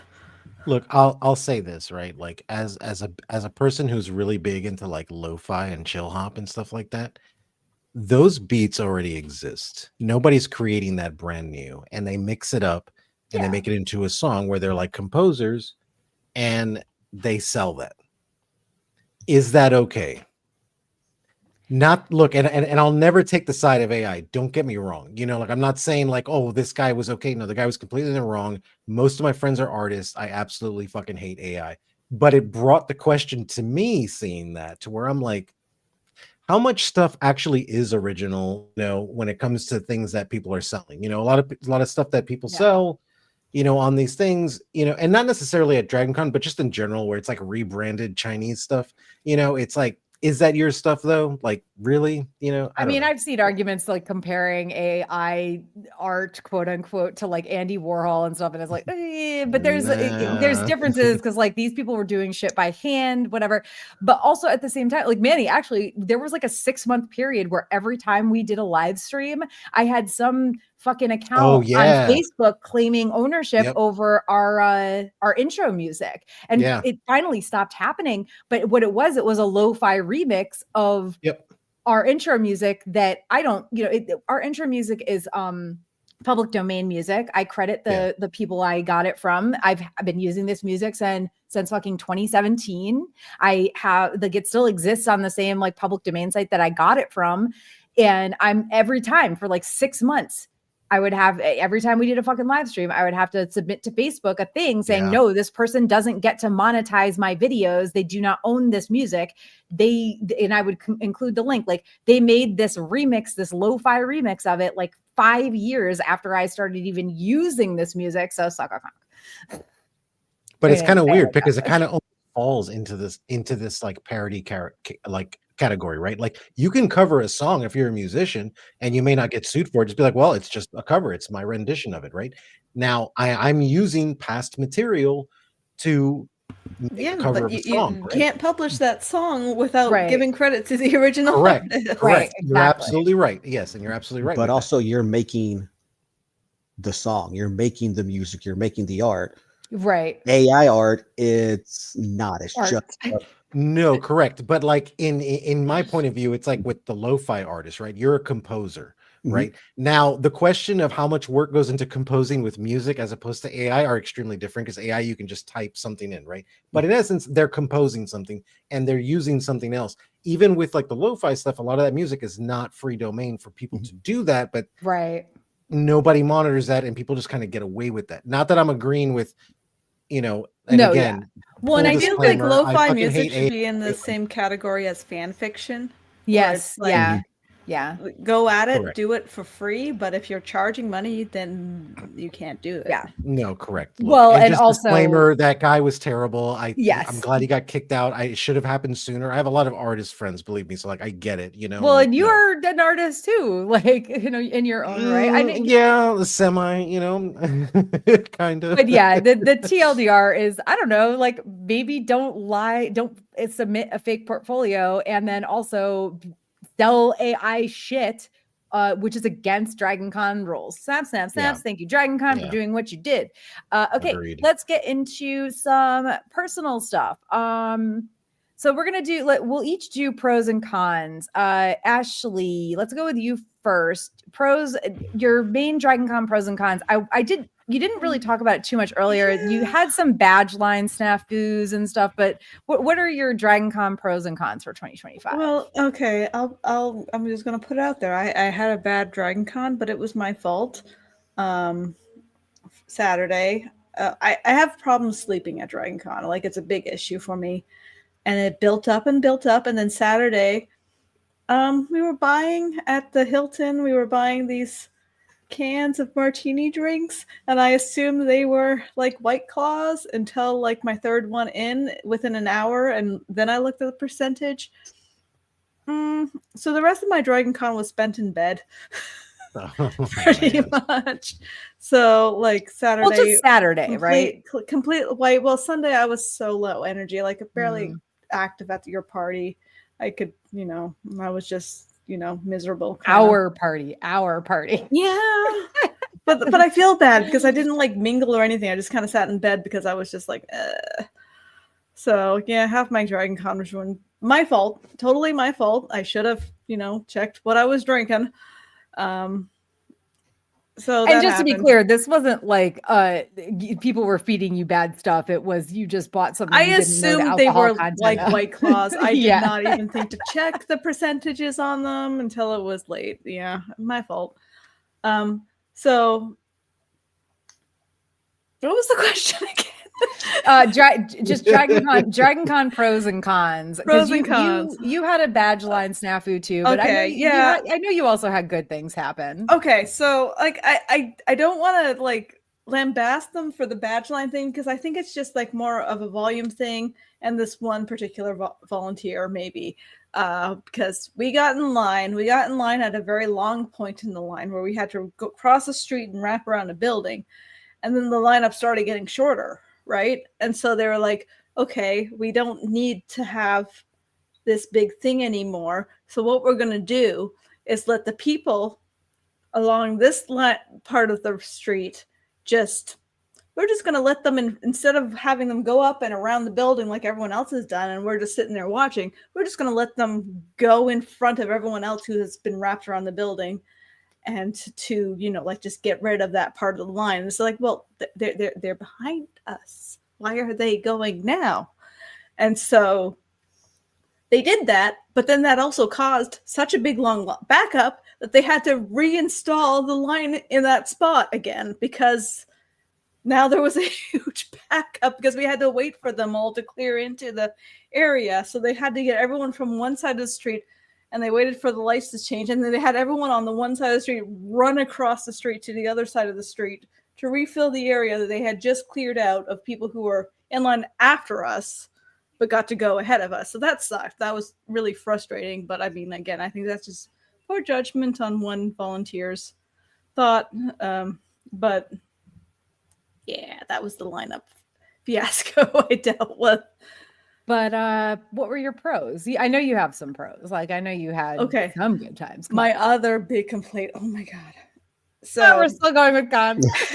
Well, here's the thing. Like, this is again probably not Dragon Con's fault. It's just everything I wanted to do was at the same time on Friday, and then like the rest of my Dragon Con was looking for stuff to do, and I'm just like frustrated because I only got to do 2 of like 5 things I wanted to do because they were all at the same time on Friday. So my big costumes for the weekend were Final Fantasy 14 drink. Happily drink Expedition 33, which this wasn't even my costume for that. This was my casual costume. I had another actual costume from a character in the game, and Baldur's Gate. And they had the Final Fantasy photo shoot and the Baldur's Gate photo shoot at the exact same time. And then like 2-3 hours later was the Expedition 33 photo shoot. So it's like, great. I am that's getting into one and then trying to change in the like run back to the hotel, change into another costume, and then come back out. Like, yeah, that has nothing to do with Dragon Con. That's almost entirely the people who are running the photo shoots all applying for a Friday photo shoot is what I would guess. Like, because it's rare, like unless they apply for slots that are already taken, they're just gonna, you'll get the slot you want. And so. Yeah, I mean, like that's what I say. It sucks. It sucks that all these RPG video games were all at the same time. I don't know. I did notice there seems to be a lot more video game photo shoots than there used to be. Maybe it's just video games are just that popular now. So that sucked. But I did get to the Expedition 33 photo shoot. But then at night, we have the Sprout meetup for Final Fantasy 14. But the other big guest was Jason Charles Miller. I hope I got that name right. He sings a lot of the music in Final Fantasy, and he was performing at the exact same time as that meetup. He had 2 slots, and the other slot was at midnight on Sunday. So I missed both of them because, yay! So I got to go to 2 things when there was only 5 things on my list of must go tos. So I mean, no one's fault, but it sucked. My Dragon, and then I had my Saturday episode, so my Dragon Con was not so my great. Saturday episode.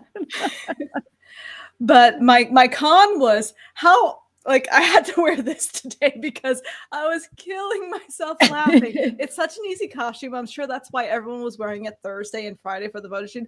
But so many people Saturday, Sunday, no one was wearing. They were everywhere. You could not.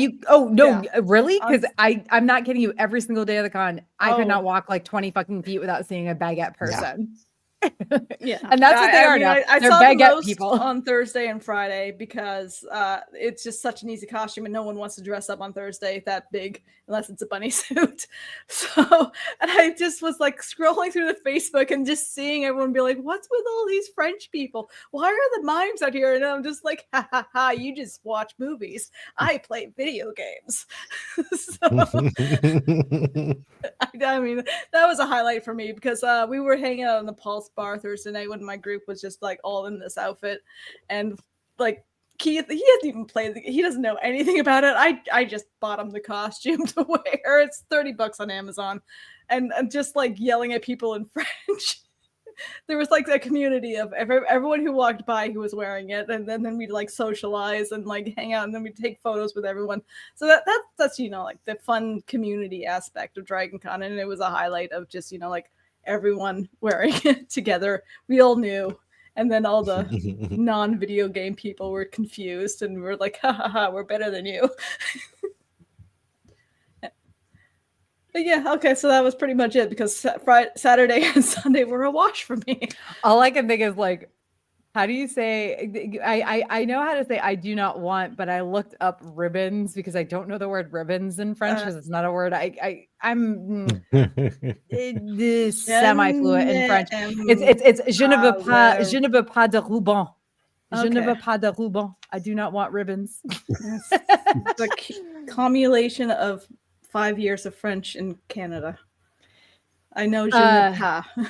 Je ne veux pas. I do not want. Okay, so Daniel, we'll go with you next. What were your Dragon Con pros and cons, personal pros and cons? So cons, the Doctor Who ball had a different DJ this year. Usually DJ Black Sunshine. He was not there this year. And the vibe to me just wasn't as good. It was a different music mix, not as much like Britpop and alternative. They put in a little bit more disco and just like straight pop. And everybody was having a good time. So it's not like the party was a bust. It just wasn't, it didn't speak to me as much, which was a bit of a bummer because the Who Ball is my big end of con event. And then I felt like there were more panel moderator issues this year. Like I went to one panel where like the moderator clearly had no idea what was going on. Like there was a slideshow that was only for one of the panelists. He went through all of them in like 2 minutes and then was surprised when he got to the end. And then I was on a science panel where the moderator was from a different field of science than what the panel was about and kept wanting to ask questions about that field and not the topic field. So yeah, those were, and usually the moderators are always pretty good at Dragon Con. Usually it's, if you're going to have a bust, it's going to be with like a weird panelist. So those were my only 2 real cons. But had a lot of pros because it's Dragon Con and it's my favorite week of the year. Like I loved my 2 cocktail group meetups on Wednesday. We just threw together an unofficial meetup at the Hyatt bar and hung out with about 10 to 12 people, including Tara, for like hours on end, which was always nice and a great way to sort of ease in. And then our big Thursday meetup was great. It's the most people I think we've ever had. I think there was like 48 or 49 people. You only have like 1 ribbon left from the meetup. And then, but you know, late in coming. Well, yeah, Wednesday, I think you got there. You guys might have been gone from the Hyatt by the time Ashley got there, but I was there. But I mean, honestly, I will say both of the cocktail things, even though I was only there for brief amounts of time, both of them were really fun. Everybody was super freaking nice. Like 10 out of 10, like met some new people, really had a good time. Blair Crimmins was great. Saw him Friday night, I think. Saturday night. The late night stuff always blurs because of, since it's after midnight, what day actually is it? But Blair Crimmins is an Atlanta institution, and seeing him play was super cool. And then I went and did a whole lot of stuff at the Cortland this year, which instead of just complaining about how I don't want to walk to the Cortland, I did the walk and had some really fun panels down there. All right. Manny, what about you? Dragon Con pros and cons. So the cons,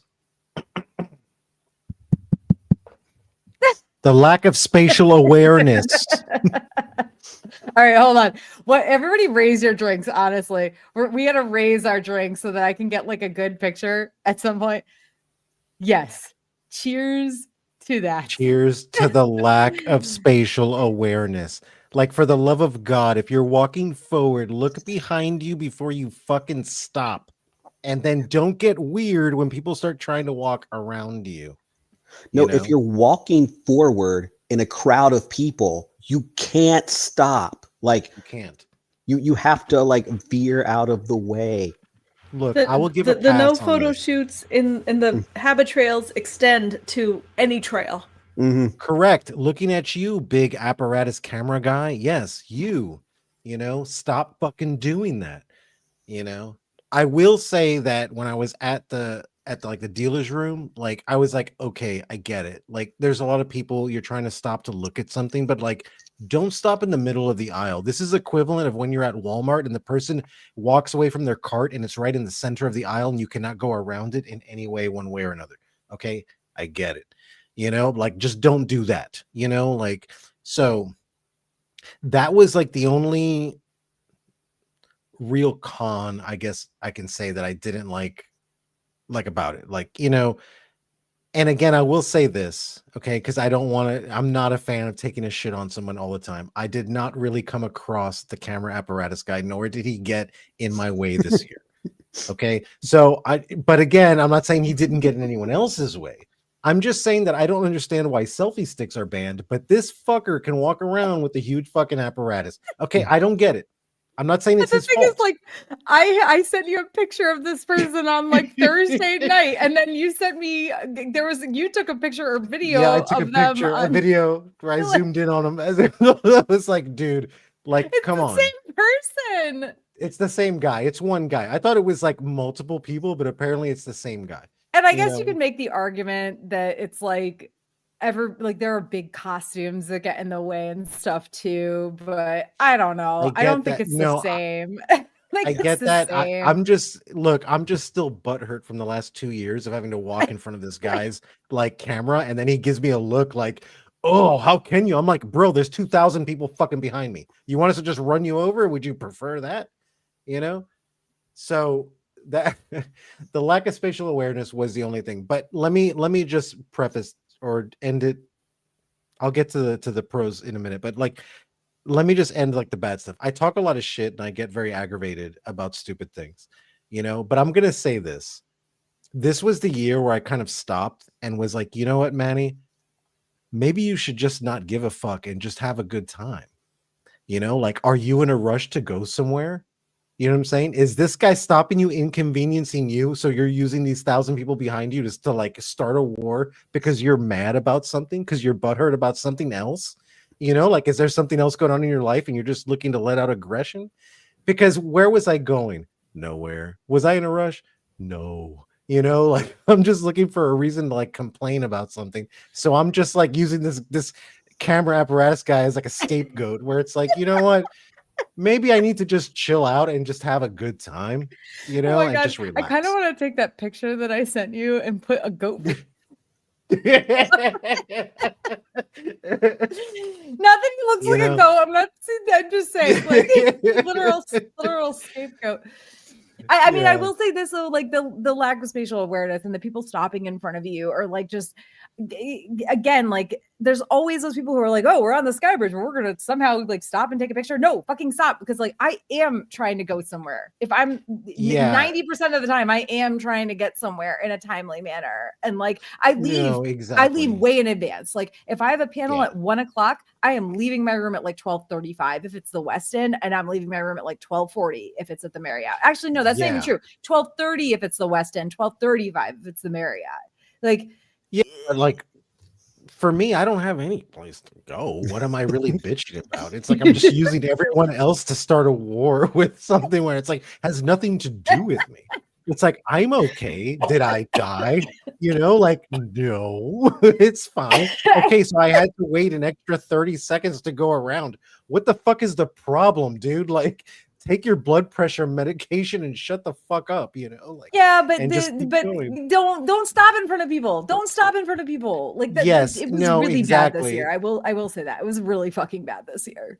Just saying. Yeah, like if I ever have words with the person, I'm gonna be like, my friend, just move aside. There's people walking behind, and if you do not move aside, do not give me or any of the other 2,000 people looks when we walk in front of your shot, because you're lucky that I didn't drop my pants when I was walking in front of your shot. Okay, so just consider yourself lucky, take it as a lesson, and just move the hell out of the way. I don't know why people line up anymore at the Marriott, because that was the place to where people would have costumes and they would kind of hug the walls, to get pictures taken of them and all that kind of stuff. And it's too crowded in there for that, like, so I don't know. That was the only con. Of course, let me just go on a rant for a minute here about the other problem I had. Okay. And this is going to be, again, I like how you're like, that was the only con, but wait, there's more. Hold on a second. There's more. Wait, there's more. So, and this one is extremely dumb. Okay. But I was talking about it with Jen earlier. So it's like, I want to talk about it because I'm still upset about it. Okay. So if you, and this is dumb, this would affect me and Daniel. It wouldn't affect you guys. But like, so when you go to the bathroom downstairs in one of the Marriott, I don't remember which, I was drunk, but like the urinals stick out from the wall about 3 feet. Okay. And there's no dividers between it. Just because I can pee anywhere does not mean that I want to pee anywhere. Right.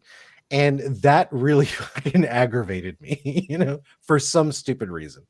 And it stuck in my head the whole week because I'm weird. But just not wanting, like, because there's no dividers, you mean? There's no dividers. And it's like, why do you have to design something like that? Mm-hmm. I went to an amphitheater one time where literally the place to like the urinal was like a trough. And it's like, okay, I get it. Guys can pee anywhere. I get it. Okay, that's great. I don't do that. Okay, I'm like a cat where I have to bury it afterwards. You know what I'm saying? Like, and I don't want that. Like, so which is so funny because like I know a lot of like femme presenting people are like, I want my privacy or whatever. But like growing up with 2 younger sisters, like I literally don't have any problem peeing in front of somebody I know, and I like honestly like. If they're not comfortable with it, obviously I'm not going to do it, but like, you can't stay like, as long as they're not looking straight at my, yeah. And that's different. the thing between my legs. I'm like, whatever, I'll pee. Yeah, I don't care. So if it's femme presenting people, like women, like are people, yeah. Like if it's a dude, yeah, obviously don't, but I don't know. It doesn't bother me. I will say this, if I'm complaining about that, then we're actually doing pretty good this year, right? Like I'm kind of like stretching here to like find something to like complain about to where it's like, bro, you can also just tell us your pros. Okay. So my pros obviously was your party, right? That's what I go for. That's the like exciting stuff, right? For me, the genderqueer high fantasy was really interesting. I thought that was really cool. I think that was the first panel that I went to of yours. Like, not to, like, like I don't know. I don't remember when the last panel that I've gone to. So it was like cool, but it was cool to like see that and kind of like get that like perspective on everything, right? Because I have 4 kids. One of them is non-binary, the other 2 are trans. So there's a lot of this stuff that I'm not aware of and I do not know about, right? So it was kind of interesting to go and like hear these things and all this stuff, which I thought was really cool. It was informative, which I thought was awesome. The pros was I was able to get into dealer room within like 10 minutes because I went at a great time. It seemed like everything fell into place with everything I was doing, where it's like, I got my badge, no line. I parked in the parking lot every single time and paid less than what I was paying before when I was parking at the one that's next to the Sheridan or whatever. So a lot of good things like fell into place to where I was like, okay, perfect. Like, great. My last pro on this is kind of random, right? So every time that I go to Drinkin Con, I always wind up getting into a conversation with a homeless person or a drunk person or a druggie, right? Like, because I'll go outside and smoke, right? When I'm by myself, I'll go outside, I'll have a beer and I'll just kind of smoke and just kind of hang out. And somebody always comes up to you and asks for money and like, does that thing, right? Especially if it's at night and all this stuff. And I met this one guy, his name was Johnny, and he just wanted a bus ticket. He didn't make any qualms. He's like, you can walk me to the bus place right now and just buy me a ticket. That is all I am looking for. So I was like, okay, it was way too far for me. It was like $23. I gave him $40, but the conversation that I had with him was extremely encouraging is what it was. And I think that sometimes, in particular for people like me, I complain about stupid shit like camera guy and urinal, like that you kind of like you kind of fall outside of like what's like the real perspective of life, So every time I have gone, for some reason, it's been kind of like a thing now to where I've talked to somebody like this and they really help put life back into perspective for me. And I always walk out of Drinkin Con feeling like good and kind of recentered.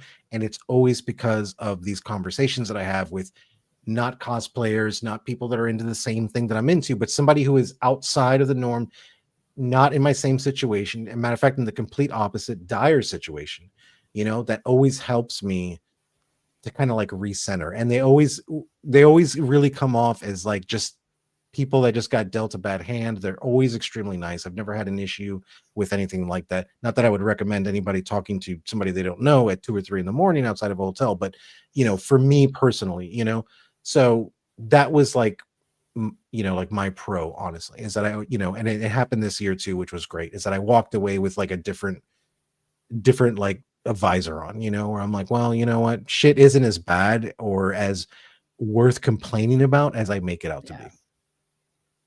Well, here I go. Hold on. I gotta crack open a White Claw. I'm gonna pour it into the remnants of my vodka soda, which makes it a Fight Claw. I do want to speak in here. I was going off on the negatives. I did want to say the Sprout Social is still the highlight for the past like 3 years running at Drinkin Con. The Final Fantasy 14 community is strong at Drinkin Con, and we just love good, it. man. And we keep the party got extended an hour this year, which was awesome. Nice. So I just want to say that is still the highlight, and I had a big cosplay group for that, and it was awesome. And they gave out lots of ribbons, and they do a big swag distribution system. So Yeah. I kind of glossed over it with my you didn't really say much. Saturday fuck up drinking nonsense. But also, I want to say Saturday I was just hanging out at the Hilton. The Hilton's awesome now, guys. I don't know. It is. It got it's so really good awesome. now. It's the place to hang out.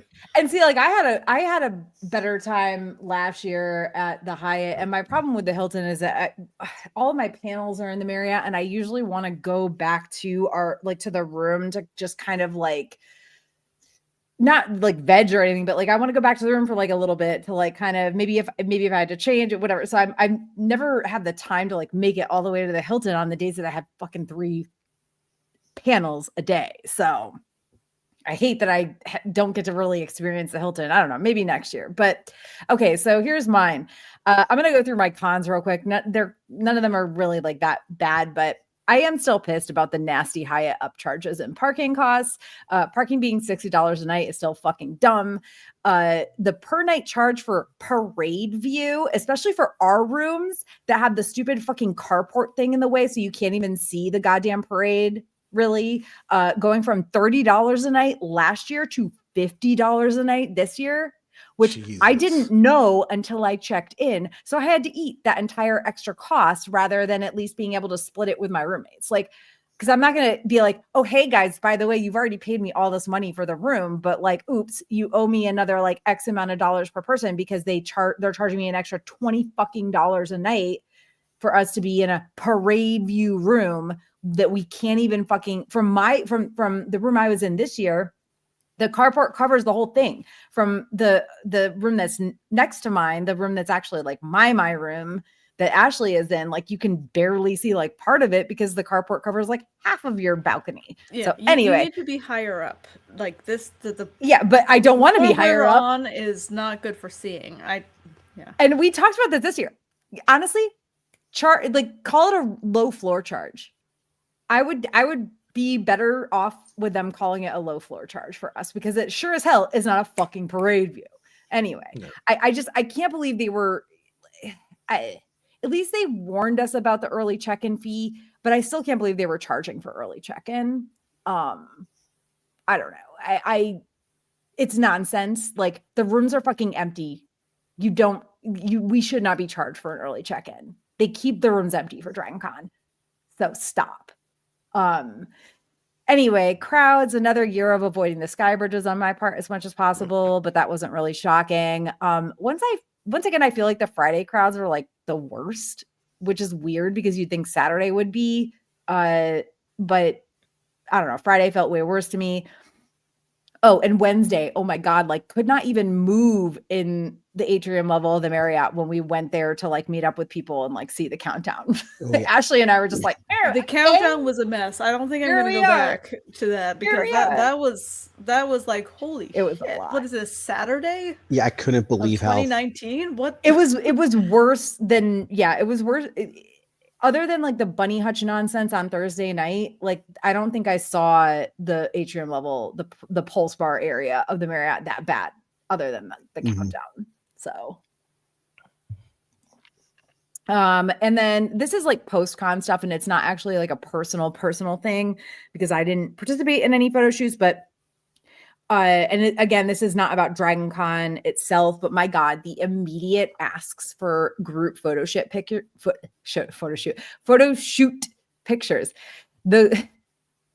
The immediate asks for group photo shoot pictures is ridiculous this year. Like I'm seeing it on Facebook, I'm seeing it on Reddit. Give these fucking unpaid photographers a bit of a break, for fuck's sake.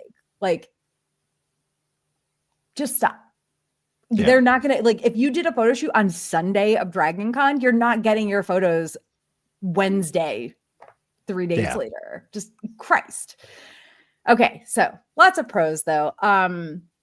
Personal pros, I had great panels, even the ones I wasn't sure about, like going into them, I was like, oh God, how am I gonna, like, we did a Night of the Seven Kingdoms panel last year. How am I gonna make this like different and new this year? How am I gonna talk about Jon Snow for an hour? I don't want to. Yeah, I was also, I don't want it. I was also glad I was able to do a panel with the American Sci-Fi Fantasy Media Track because I'm pretty sure I hadn't done one with them since 2016, I think, because that was when they moved all of the Song of Ice and Fire, Game of Thrones stuff to high fantasy. They moved all the Song of Ice and Fire, Game of Thrones stuff to high fantasy for 2017, and I'm pretty sure I haven't done an ASFFM track panel since then, so I was glad I was able to do that. I also met Deborah Ann Wool, who, like, I know from a bunch of things. Like, obviously she's in Daredevil. She does D&D stuff too. But, like, I went to meet her in my Sookie costume, which was really just a Merlot's True Blood costume. But, like, because I'm blonde and I put my hair in a ponytail, it was like, I'm Sookie, right? She was super, super sweet. Like, I don't usually make special trips to the Walk of Fame at all. To meet people, but having gotten into True Blood kind of more recently, like within the past couple of years, and having the Merlot's costume, again, that as a blonde, I could easily make into a Sookie costume by like putting my hair in a ponytail. I just had to meet her in it. And she was really like, she saw me, she was like, Sookie, like immediately knew who I was because I'm blonde, I guess. But also at 5 foot 8.5 inches tall, I rarely feel short next to women, but wow, I felt short next to her. I think wasn't Charlene Harris here this year? Mm-hmm. She was too, yeah. And I read all the books, so but like True Blood was in force a little bit. All of her panels were like at the same time as my stuff. So, which I swear to God happens every year. And again, like I said earlier, the secret food court being open all weekend, but all hail the flaky, not flaky strawberry brie sconut. There's strawberry, like I had several different kinds. All of them were good. All the sconuts were good, but that strawberry brie one was like heaven in a fucking sconut right there. So just saying, if you have not been to, if you are from Atlanta, like, especially if you have like easy access to downtown, go to Flaky Not Flaky and get the strawberry brie scone. I wanted to bring one of them home when I left on Monday, but when I went to Flaky Not Flaky Monday morning, they didn't have any strawberry brie ones left. I was very sad about it. They only had plain strawberry, and I was like, nope, I only want strawberry brie. All right, so we got like one last like two last like subject things to talk about. Memorable cosplays. Manny, did you see, I know you didn't cosplay yourself. Well, you did a little bit Sunday night, but did you see any memorable cosplays? No. I'll tell you why. It's because I've just kind of stopped paying attention to those kind of things. Like the only memorable cosplay that I can think of that I saw was my friend Kate, who showed up, and she was wearing her Destiny costume that I had seen in pictures from like years ago, but I never got to see it in person. So, I had gotten into a conversation with them, for a good bit. So it was cool to see that, because I was like, oh, cool. I got to see the build and how they did it and stuff like that, So aside from that, I can't think of any, there's so many good ones that it's like, I don't know, but the cat's kind of out of the bag when it comes to cosplay. So it's like, it's hard to pick out one unless you're doing something extremely random and like funny. Like my favorite cosplayers have always been like the meme, like cosplayers. because it's something that's just more random, and it's like, so, but no, I don't think there was anything that was super that stuck out to me or anything. Yeah, it's hard to like, I feel like nothing will ever top in 2021 the guy who did the shipping container barge that got stuck in the Suez Canal. Oh yeah. That's why I laughed so I hard saw when they had pictures of that, yeah. problematic ships on the Yeah. Oh man. So Daniel, what about you? Any memorable cosplays that you saw or did? I mean, I know you don't cosplay either. So any memorable ones that you saw? So the Baguette crew, like just seeing all of them The people. Baguette crew. And then on Saturday night in the atrium level, there was a duo who was Pan Am stewardesses with a working snack cart. Like they had snacks, they had chilled that's little so mini cool. cans, and like they would ask, you could have it for free. They had a little QR code if you wanted to send them like a donation.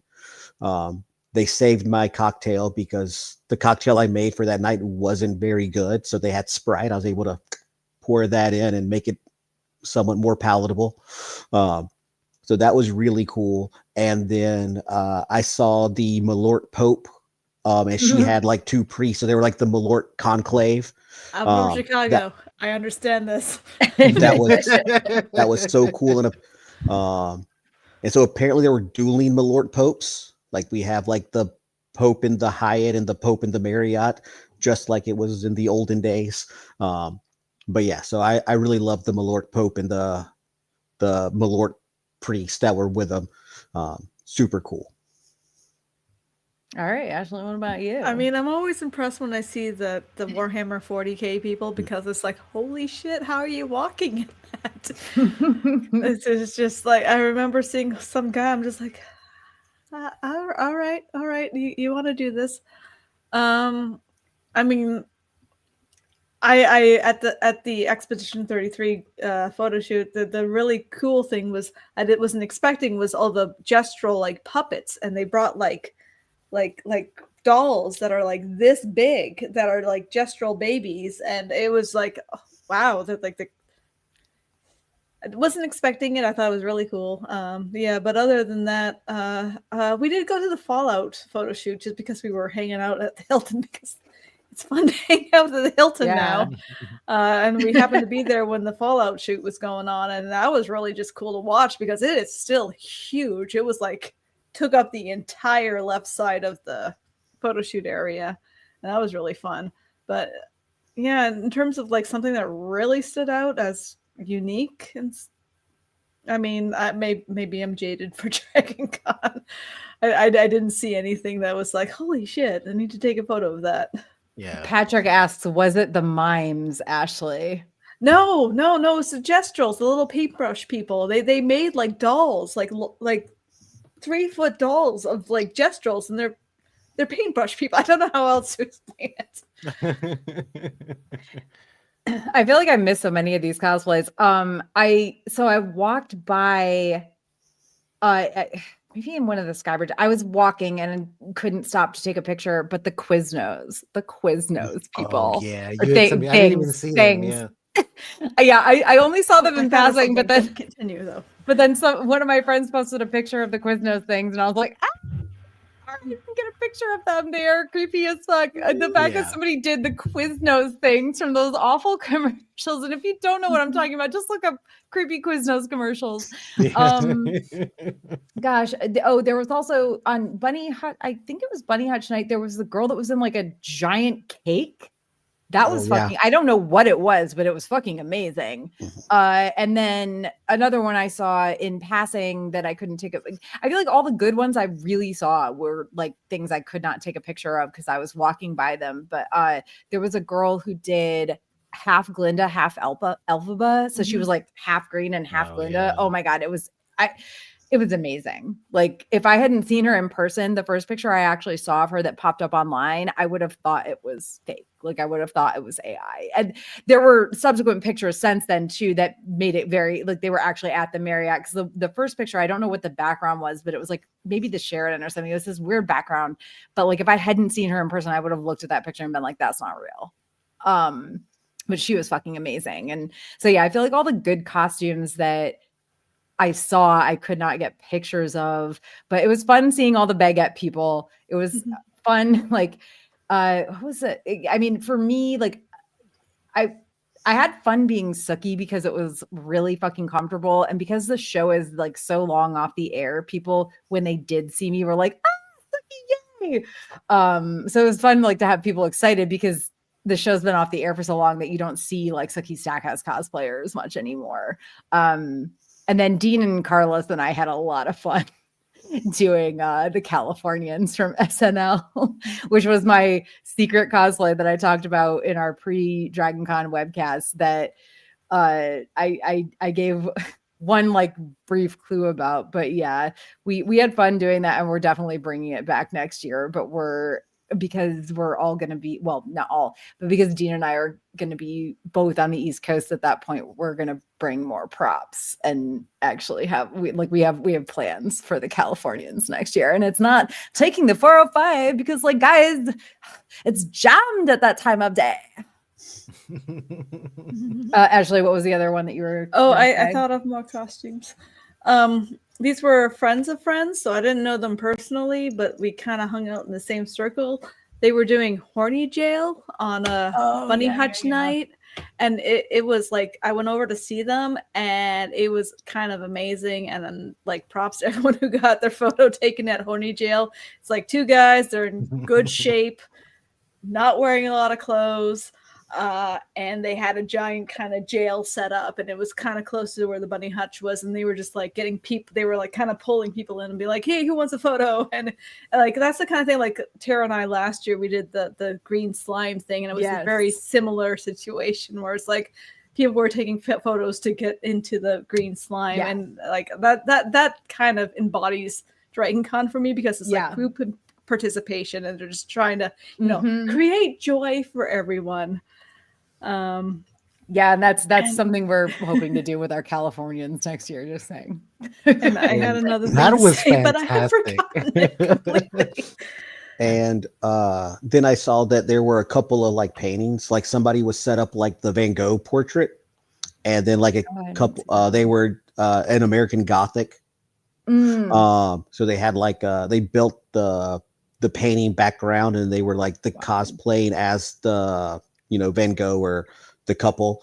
And I thought they were really cool because they were just like right there together. So I'm assuming they planned it, that they just didn't be like, oh, we're setting up our own art gallery by happenstance. But yeah, that was pretty cool. Okay, well, any last thoughts on Dragon Con 2025 before we get into a little bit of 2026 planning? Oh shit! I just remembered another thing. Yes. Sorry. One last thing. Take a drink for Ashley remembering yet another thing. And it's for a photo shoot. So there you go. There you go. Expedition 33 photo shoot. There were a bunch of people doing Expedition 60. And if you're playing the game, you get little tidbits of the former expeditions. And this one group, Expedition 60, was the group of buff people being naked because muscles are more powerful than anything else. So, of course, a pile of buff dudes in Speedos came and we're like, we're Expedition 60. And that was amazing. So I just like props to those guys. That just like brings me back to the days when I used to play, oh my God, Star Wars. What was it? Was it Old Republic? Yeah, Star Wars: The Old Republic, the MMO online. Yeah. And my significant other and I at the time had a guild that was called the No Pants Guild. And like the thing about this game is like your clothes are armor essentially, but we were the No Pants Guild, so we would run around with no pants, and like it didn't matter that we had less armor because we were the No Pants Guild. The sheer power of their muscles defeated further than any other expedition. Oh, Patrick is saying Patrick, it wasn't. I did play Star Wars Galaxies too, but no, it was Star Wars: The Old Republic. it was the Stop one that being came old, out. Patrick. Okay, this was after I played that. Star Wars Galaxies too, but it was the one that came out after Galaxies that was the Old Republic. He says, "Oh, never mind. You're right. TOR was an MMO too. Yes, it was." Okay. So, any other last 2025 things before we talk about a little bit of 2026 stuff? No. Yeah, we're good. Okay. Dragon Con 2026 planning. Yes, really. Tickets are currently on sale for $110. The prices go up sometime soon. Usually we do our Hangover episodes not this weekend, but the second weekend after Dragon Con. Hence, I'm still at Dragon Con. I'm still recovering. Therefore, still at Dragon Con. Yeah, exactly. So I think they go up in price, like not this coming week, but the following week. But that is just a guess because that's when they usually. Okay, so this person is saying on the 14th. So that makes sense. Or what's the, hold on, 30. The 14th is a Sunday, and usually they do it on a weekday. So it might be like the 15th, 16th. But so I don't know, if you want your $110 Dragon Con pass, get it this next week or so. Marriott Hunger Games, they're sometime in early to mid-October. They're usually on a Wednesday? Yeah, they're usually on a Wednesday starting at 10 a.m. Definitely keep an eye on the Dragon Con social media and website for the exact date. As far as I know, they have not announced it yet. I want to say the Weston Hunger Games, I saw that theirs were going to be October 28th. So that's what I saw. I cannot guarantee that that's the exact date, but that's what I saw. And then Daniel, you had a thing about what is next year at Dragon Con, Daniel? It's the 40th Dragon Con. Now, how you want to count that as an annual or anniversary is between you and your God, but it will be the 40th Dragon Con, and we can just leave it at that. Yeah, I will say so. Like with Ice and Fire Con, our 10th Ice and Fire Con, because like if we counted the year, because we had to do virtual cons in 2020 and 2021. So counting those years, our 10th actual Dragon Con was, our 10th actual Ice and Fire Con was 2022.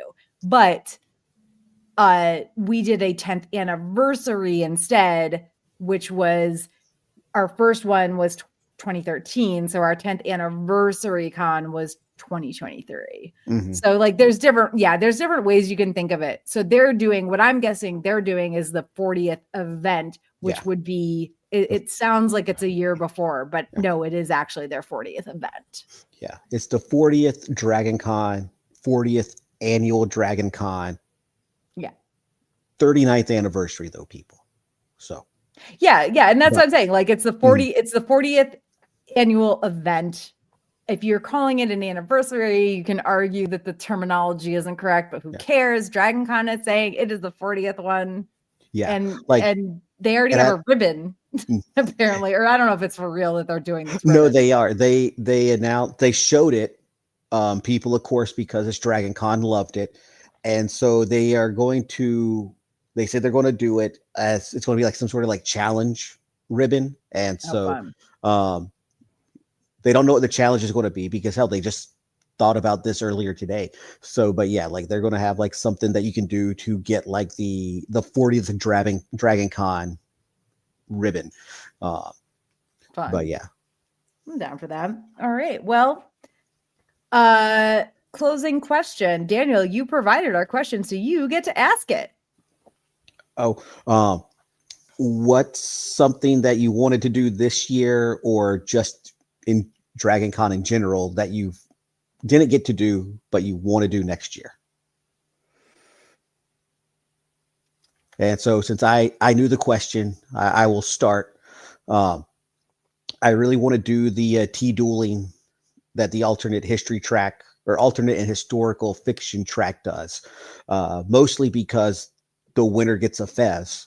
And if you see me at Dragon Con, you know that I like a fez, and my wife says 3's enough. So if I can't buy a 4th, if I can win a 4th, that's a loophole to extend the Fez collection.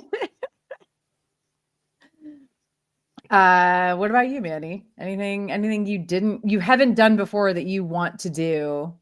Not anything that I haven't done before. Maybe go to a few more panels. Maybe be a little more interactive, and not just like walk around aimlessly and then get sad, like maybe go around. But I am going to try to I'm going to pull Jen to come with me next year. So maybe there'll be like more costumes and stuff like that, so that way it'll feel more like an actual Dragon Con, which would be different. But yeah, definitely more like connecting with people, going to like more panels and stuff like that, just to, and like not like crazy panels that have to do with like sci-fi stuff, because again, like I was really into like the genderqueer high fantasy. Like I felt like I kind of learned something from it, and like stuff like that, where I'm like, okay, I'm kind of curious about this. This is the kind of stuff I'd like to do, so yeah. And then maybe next year, I think I'd like to drink a little more next year. Yeah. I want to drink more, but like, cheers to that. Yeah. Like I want to day drink. I didn't really day drink this time around or the past years. So it's like, I want to day drink, I want to like drink and then rally up and then drink again, like, yeah. When the sun's out, water. That's no, I get it, Daniel. I'm right there with you. I'm right there with you. But I'm just saying, look, don't make me pull you into my madness, and then me and you are going to be day drinking next year. Live the dream for me, man. Yeah. I mean, I couldn't day drink this year because I had too many panels later at night that I was worried about being like not sober for. I'm so the example of what happens when you day drink. And half my Dragon Con was wrecked this year. Like, what about you, Ashley? Anything that you missed? Being sober a bit more, I guess. I mean, honestly, it was just Saturday. Saturday was just drinking the wrong thing, and yeah. But it like wrecked the rest of my Dragon Con, and it sucked. I look forward to Dragon Con the entire year, and we're at that age, man. Though. Yeah, so I want to actually get to more panels. I like back in the day I went to raves. I once went to 3 a.m. raves. I know, but I don't do that anymore. I would like to do that again. I wish that I had the constitution. I am praying for my body to let me go to raves again and also day drink. I just want that to happen. I want to be able to day drink and go to raves. That's all I want. Y'all let us figure this out. Like we can either day drink this year or rave, and then like the year after that, we can try to do both. There was once a time it didn't matter. I could just keep going. Maybe we should me and Daniel are gonna day drink, right? And then when the rave comes, right, like we'll just wear shirts that say security and go to the rave, and we can just walk around like all like looking for trouble for like shitheads, Maybe we can get into a few fights or something, I did wear a security shirt to the rave in 2023, remember? we did that was the year we did Dragon Con disasters for our room theme, and I was Hilton security checking everybody's bags when they walked into our room party. Oh, that was a good year. That was a good year for sure. Yeah, this year was weird. It wasn't bad. Weird. Yeah, but it wasn't was bad. Weird. It was off, and almost. I feel like every year I say I'm gonna go to more things, like more events and more panels that aren't my own panels. I did go to, actually, I haven't talked about this at all. I did go to one panel that was not my own. It was on Friday night, and it was Bad British Sports. My friend Paul was one of the people on it, and it was basically like, these are ridiculous British sports that actually exist. And it was a fun as hell panel. And it was a 10 o'clock panel. So it was the last one of the night. So they were like, oh, it's 11 o'clock, but we can go over because there's nothing in this room after us. But also it was like in this weird, the location of it was, where the Brit track is, but like also it was like you go down to that bottom level of the Hilton, and like you get off the escalator, and then like you take a right and you go down this hall, and you can smell, Trader Vic's, that's the name of it, right? You can smell like their meat. And I was like, oh my God, this smells so good. So now I'm like distracted by food smells, but then I'm like trying to like find this fucking panel room. And it's like we ended up in a hall that was like concrete flooring. It did not look like a place that anyone should be. So I feel like that was a really weird, this is not the, panel fault or the bridge track fault, or it was just a weird fucking location. And I was like, okay, so this is where we are now. I feel like I'm gonna get murdered. But I think that's like the Galleria level, like overflow room. Yeah. It's and bad. so like when you're walking by, like you walk past like the loading docks and you can just see like, you can just see like, oh, you're like walking, you expect there to be a wall. And it's like, oh no, this is where like the trucks come in. But yeah, last year I had 10 p.m. panels on both Friday and Saturday nights. This year I only had one Saturday night, but the one we did Saturday night, despite being a late night panel, was not like a fun one. It wasn't one I felt like I could drink much beforehand. So it kind of like threw off my game a lot. So I think next year I'm just going to kind of put the kibosh, unless we're doing like a worst person in Westeros style panel again, like I'm putting the kibosh on 10 p.m. panels because it just throws off. Like I can't start drinking at 11 o'clock at night anymore. I'm too old for this shit. And I also want to be able to like do more things. So yeah, I want to go to more panels that aren't my panels. But other than that, like I didn't go to the vendor room at all this year. Not that I really care about it all that much. I'll be honest. I went to the vendor room and we were like, what are we going to buy? And it's like, yeah, everything was the same from last year. I didn't really see anything. Yeah. Yeah. And that's kind of how it rolls like every year lately, but I don't know. So we'll see what happens next year. And the thing is like something might come up, between now and then, like closer to Dragon Con next year, where it's like, oh, they're announcing this new thing and this sounds fun and I will want to do it. I would like to get involved in one of like the conquesting things. Like I like the idea of the one that does teams. They're unofficial, but I also didn't like look or find like any swag this year. I didn't look for any of it. I was usually too just like distracted or like in a rush to do something. Usually panels, like go to my own panels, that I like didn't actually look for any swag. And then it felt the one day I actually had most of the day free, I was like, I don't want to just stand around at the Pulse or whatever. I wasn't in a costume that was, I don't know, maybe I just need to start cosplaying like I used to back in the day. Like maybe I need to do more cosplay groups. Like I don't know what it is. There's something missing. There was something missing this year, and I feel like I need to find it again, or like I might, like I'm going next year, but like if I don't find what was missing this year, I might take a break from Dragon Con after that. Like we'll see. Yeah, I understand. I had a few crash out moments like this weekend, for Dragon Con. I definitely had some moments where I was like, I'm not even going to attempt. I'm not going to anything. I'm going to go sit in my car for 10 minutes and just get away from everybody. Well, and it sucks is like you don't have a room. So like for me, my 10 minutes sitting was like, I'm just gonna go back to the room in the Hyatt. Dude, Manny, just come to our room. We're at the exactly crash room. I always tell him, like, just meet me in the room, dude. Unless I'm at a panel, like just come to the room. I know, but I'm just one of those weird people where I'm like, I don't want to impose. Like, I don't want to be that person. We are just crashing out the same as you. Like, that's all we're doing. We're just watching Dragon Con TV and like maybe getting into cosplay. You could have sat in the bed with Nami because we're all used to people walking around in their underwear getting into cosplay at this point. It's just like, oh, it's half naked this person. No, it's just half naked that person. Whatever. I don't care anymore. All right, next year then, for sure. All right. Does anybody have any upcoming events that you're going to? No? I'm going to try to go to MagFest this year. Is that the one that's in DC? Yeah. It's more video game. I've just been really into video game stuff lately. So I'm just like, well, maybe I should go to that one. It seems popular. It is. I don't really. Yeah. I didn't really feel like it was like it's video game oriented, but it's more like video game music oriented, if that makes sense. And then there's like rooms where you can play video games. Like I had a bad time at MagFest the one time I went, but it wasn't. Okay. Yes, it wasn't like. It was a lot of like, so you can't get into like the party. Like if they're doing a concert, you can't bring drinks in.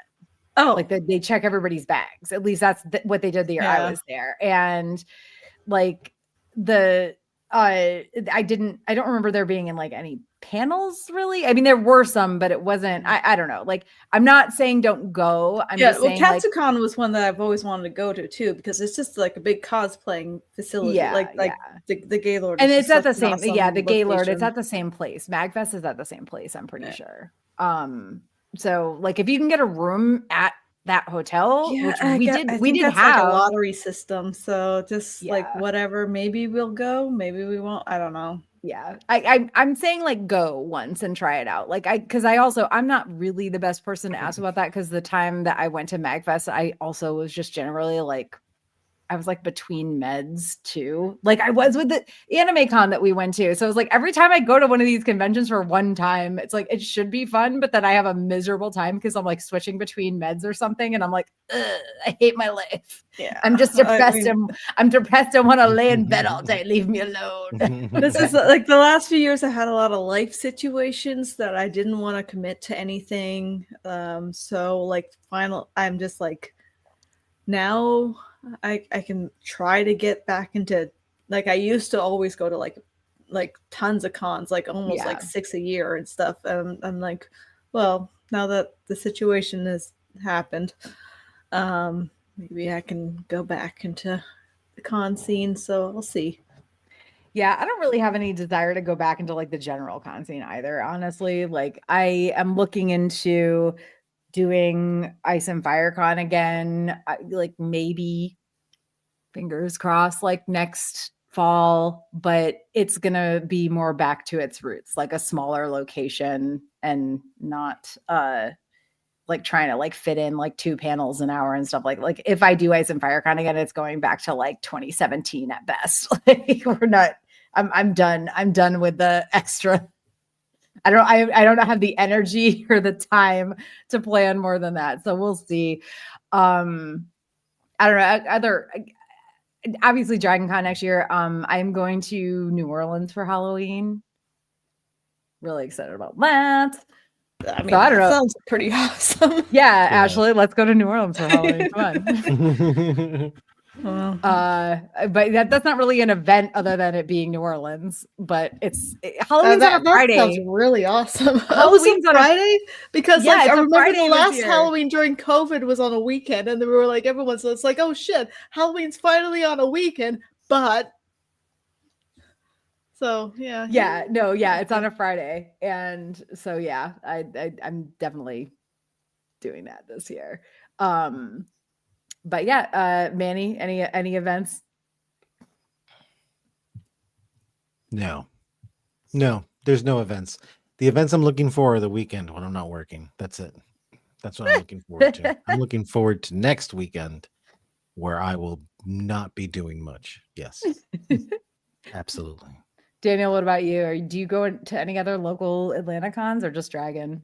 So the last couple of years I went to Multiverse, which is like a little tiny baby Dragon Con. It takes place now down in Peachtree City, which is south of the city. It's really cool. It's a lot of the same vibes as Dragon Con, but instead of 75,000 people, there may be like 3,000.